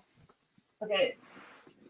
Smile, and then should we make? I'm like, am I in the background? Well, then, let's make you bigger. Make me bigger. Well, like, the photographer in me is like, where's my light? Where's my light? I'll just take a bunch of screenshots. I brought my light. Screenshot. Also, do you like my haircut? Do you like my dander identity? I love it. Oh, I love it. I went for the full pixie. I look so beautiful and healthy, and you look great, and I'm so proud of you. I really am. Thank and you. you're doing. honestly is like I said, from like a big sisterly point of view, I think that you're absolutely right to like take time to like be with your family and like build your real life, and like we'll all be here when, if and when you decide to like, you know, really come back or whatever, but you're doing the right thing. You know what I mean? I did all of that. I built my life. I built my, you know, so it's like, I'm going to talk about this too. So Yeah. this is kind of random, but if you're going to be giving a talk somewhere and you expect TRAs to show up and drown out your talk, this is a way that you can get around that. But people coming to the talk would need to like bring their own FM receivers, called an FM system. And so it's basically you have the headset and you have this can amplify the sound and like it acts as a speaker, but it can also transmit what's going into this mic into FM receivers. So if other people have headphones, they can pick up an FM station. So it's a way of like getting the noise directly from you rather than using amplification. it's cool. But getting it directly to the people who want to hear it. So You can even everybody's like bring have your own headphones potentially. I'm not sure how much the FM receivers would cost, but it seems like something where you might even be able to use your phone as an FM receiver now that I think about it. How much did it connect This equipment I think costs either 40 or 50. You guys, look, this is a really good idea what she's saying, especially for like boots on the ground work, so that, you know, You when can talk to each other also, as though it's kind of like an elaborate it's a really walkie-talkie, good but idea. where one person can talk to other people receptively. You can't. There's no earpiece on this, so you can't receive, but you could transmit. We use them in special ed classrooms or classrooms with kids with hearing impairment. It's not like a long range, but you could use it to get around a ban on amplification, and you can also use it to get around people disrupting Here's my camera. with noise. I think that's sound machines and shit. that's so solid. Yep. That's Chirp so to solid. raver pipeline. Raver to chirp pipeline. Actually, that's the correct order. Vanessa, I'm so glad that you look you look really beautiful. Yeah, you do. I'm like Thank so you. glad to see you thriving and doing, you know, like I'm so grateful for you personally. And let's see, yeah. Yeah, I'm just being a trad wife, you know. As The you Rod Femme to trad wife pipeline. don't let anyone tell you that building a family and like loving your husband and building your house and being happy in your life is a bad thing. Okay, no, it is such a precious part of life, you know. And it's like, God, being home with my kids, and like it didn't work out with my ex-husband, but that is not, it does not mean that like it's not such a precious part of life, and it is a beautiful thing. It's something to celebrate and to protect, and you know, good for you. Like, Yeah, best thing that ever happened to me. oh, Vanessa. He's the best. Oh, it's like it is, and it's like, so like that's the fucking goal. Have someone like to just love, you know, have love in your life, have goodness in your life, have like a And sense best of friend. Like find someone who's your best friend that you can just hang out with and talk to and do fun things together and that you support. And even when you argue, you make up like as soon as possible, and you have a lot of respect and empathy for one another. And like that's like the biggest thing I think is like actual respect. Like find someone, especially with men, like find a man that you admire who like makes you want to be a better person, who has like qualities of him that complement your weaknesses, and that his weaknesses are complemented by your strengths. Like it's such a Totally. balancing act. But and also the other thing too, if there's young women watching this who want to like, you know, figure out how to find a husband, find a guy and choose to love him, and then that's how it starts. You're not just going to be, you know, you're not going to find the perfect guy, but find a guy that you think is worth investing in. Like you're not looking for someone to fix, but you're looking for someone who Just a you can grow with. Yeah, you know, and my number one thing is too, it's like just keep your network like around you. It's like just keep your friends around you, and keep like, you know, like know his family or her family. It's the same thing with picking really like, you know, anybody, but you know, just keep people around you, and just like you can't always, I don't know, you know, sometimes things aren't like perfect, but you got to go for it at a certain point. My parents split up when I was 15, and I for a long time didn't believe in marriage and didn't believe in like having a partner that you were with for your whole life. Like I thought, oh no, I'm just gonna stay single, or I'm just gonna have long-term relationships but never like settle down and blah blah. How is that And safe? Why do people think that's safer for women? Like, why I is it don't safe? know. Why is it safer to just be in like this carousel of different people coming in and out of your life all of this time? Like, what? I'm really trying, Yeah, Yeah. do some women get trapped in these dangerous situations in like, just them and a man? Yeah, and that's why I say the extended family has to always be involved in your community. If you ever see a woman who looks like she's becoming isolated, get involved. Go visit her. Go hang out. If it seems Mhm. like, you know what I mean? And I think as a woman, the way that you can make sure that you and your man don't become like toxically like shut out from the rest of the world is make sure you have time to have friends over, have dinner and stuff like that. Just keep it balanced. But love, long-term love is such a fucking precious, worthwhile thing. My parents are still together. They wouldn't be half of what they've created, and our family wouldn't be half of what it is. And we're a strong family. It's something precious. It's something that serves me, and it's what protected me when I did go through a bad marriage.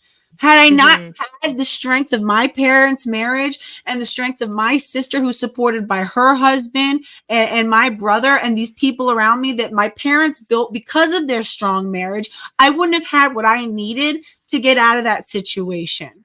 Okay. It's Yeah. because of that framework that I had the support. So when things do go wrong, Yeah. but I think I've learned a lot and taught like figured out a lot of stuff about my parents' breakup, and I think a lot of it like comes down to the fact that both of them were basically orphans. Like my mom was adopted as an infant, and my dad was raised by a foster family from the age of like 3 until he was 18, and then they were basically like, well, we're not getting the check anymore, see ya, they didn't have a you know. framework. They No, didn't have a they framework for they a got married at relationship. like 20 and 21 because they were just desperate to have a real family, and they wanted to start a real family, and they had my sister, and then they popped out 2 boys and they had me. So they just like drove headlong into making a family without even really growing up themselves and like figuring out what a real family is, you know? Or having the And support I along the sent a way. clip I sent a clip to my mom the other day of you talking about the women who were like getting raped in the prison, and the babies that are now in the foster care system, and the Mama Toto thing, and I sent it to her Oh, because I think it's very validating for her, because she's only now met like her biological half brothers at the age of like 58. She just oh, met them, and that's a like literally the wound. week before. Yeah. That's a trauma. And it's hard for us again. And like I was saying, it's like people like, oh, they don't remember. No, no, no. The trauma is so deep, it goes beyond recall. It's in your Hmm. literal, it's almost written on your DNA, it's in your bones. And it's like people don't realize how much that impairs our ability to have relationships later, to build families. And it doesn't mean that that's impossible, but it's like we need to kind of come together and support young families. That's why I Hmm. try to give you as much like encouragement as I can. It's like, obviously, if you were ever in a bad situation, reach out to one of us, know that you have us, but also as like one of your like internet big sisters, it's like it's okay to, it's going to be hard work. It's okay to like pursue love and a marriage and a family and building.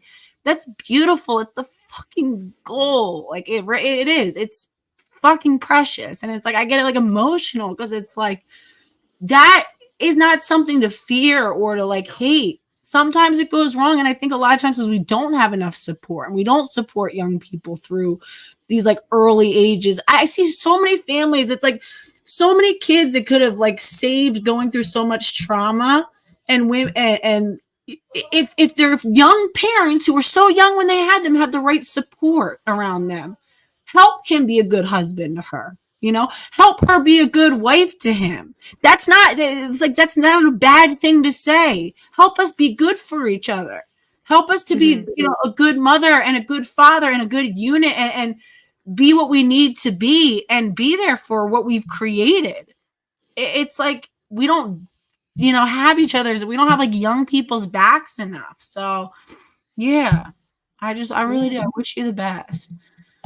we definitely keep talking about kids. Like we haven't decided if we want to do that yet or not, but there's just this thing I said to him where I was like, look, we don't have to decide like right now or whatever, but we do need to keep talking about it. It's like one of the most important decisions that a human being can make is like whether or not they reproduce. Like it's a really, really important topic, and we're not just going to solve it overnight. Like we just need to Right. constantly, rehash it. And like, well, what if this happened, or what if that happened, or what if I'm concerned about this, or what if, like you have to really explore it from all these different angles. And even if you do eventually come to the choice that you don't want to do it, then at least you've had those conversations, and at least you feel like you're making an informed choice and not just like a scared, I'm just too scared to even think about it, or and I think that that's like a mistake that I think some couples make, is that they just do it because they think they're supposed to do it, instead of actually exploring it from all the different possibilities and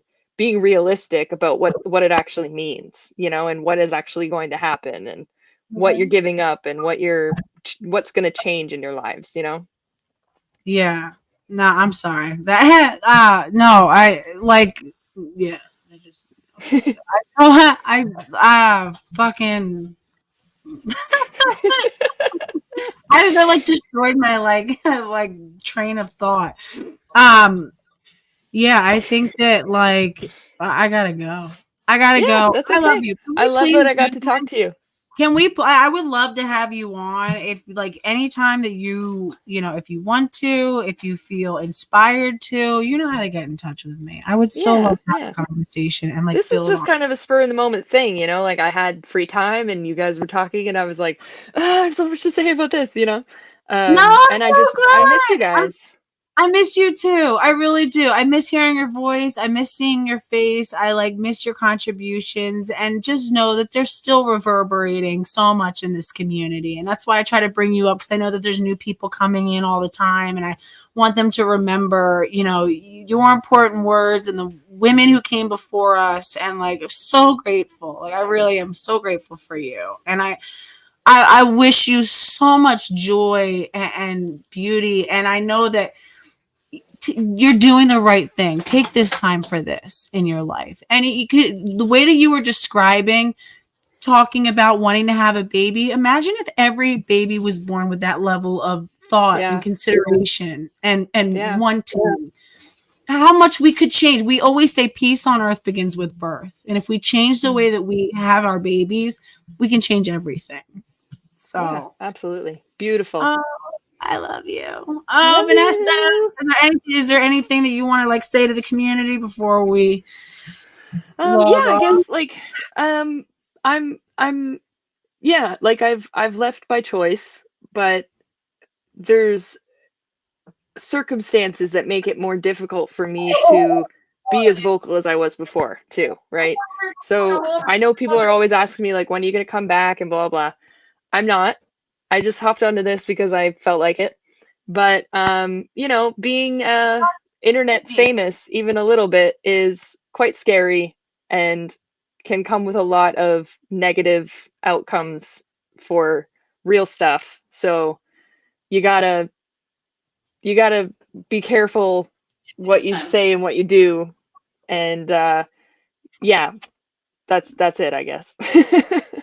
But yeah, love you I love guys. Hi, you. I'm Sierra. so proud of you. Hit me up, and like I said, you're welcome on my channel at any time, and we can do this again. Thank you for coming on. Bye. Yeah. Bye. Bye. Love you. Thinking of you. Sorry. I yell like a breath, amazing. But all right, I love you guys. I love you guys. Vanessa, she's still backstage. I love you. Thank you for coming on. Really appreciate it. Even VF, listen, and look, anybody who doesn't know, me and VF, like, we'll go at each other's throats, and it's like, it's okay, we can all, and like, X, thank you for like coming, and I appreciate, yeah, it's.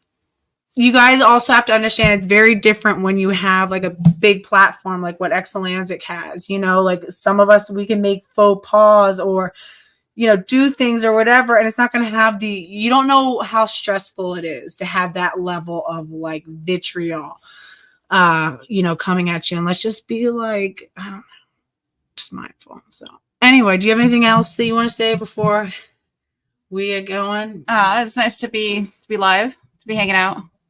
I've been going live on TikTok every so often. Now that like still trying to figure Odyssey Live is a little tricky, but it was good to see everybody, talk to everybody. I'm usually just a DM away. So if you feel strongly about something, like somebody said that well, it's rude to just reach out to someone you haven't reached out to before, but it's also a little bit rude to publicly condemn. So I encourage you guys to reach out if you feel like reaching out. I work towards being nice. So Awesome. it was very warm welcoming.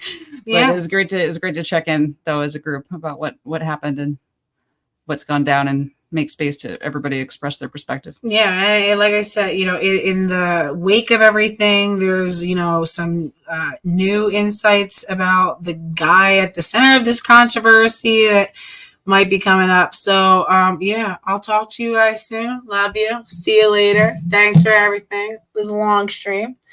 Bye. Bye, Vanessa. Love you. Bye, guys. Bye, Ella. Bye, everybody. Bye, Susie. Bye, guys. Love you. Love you. Bye.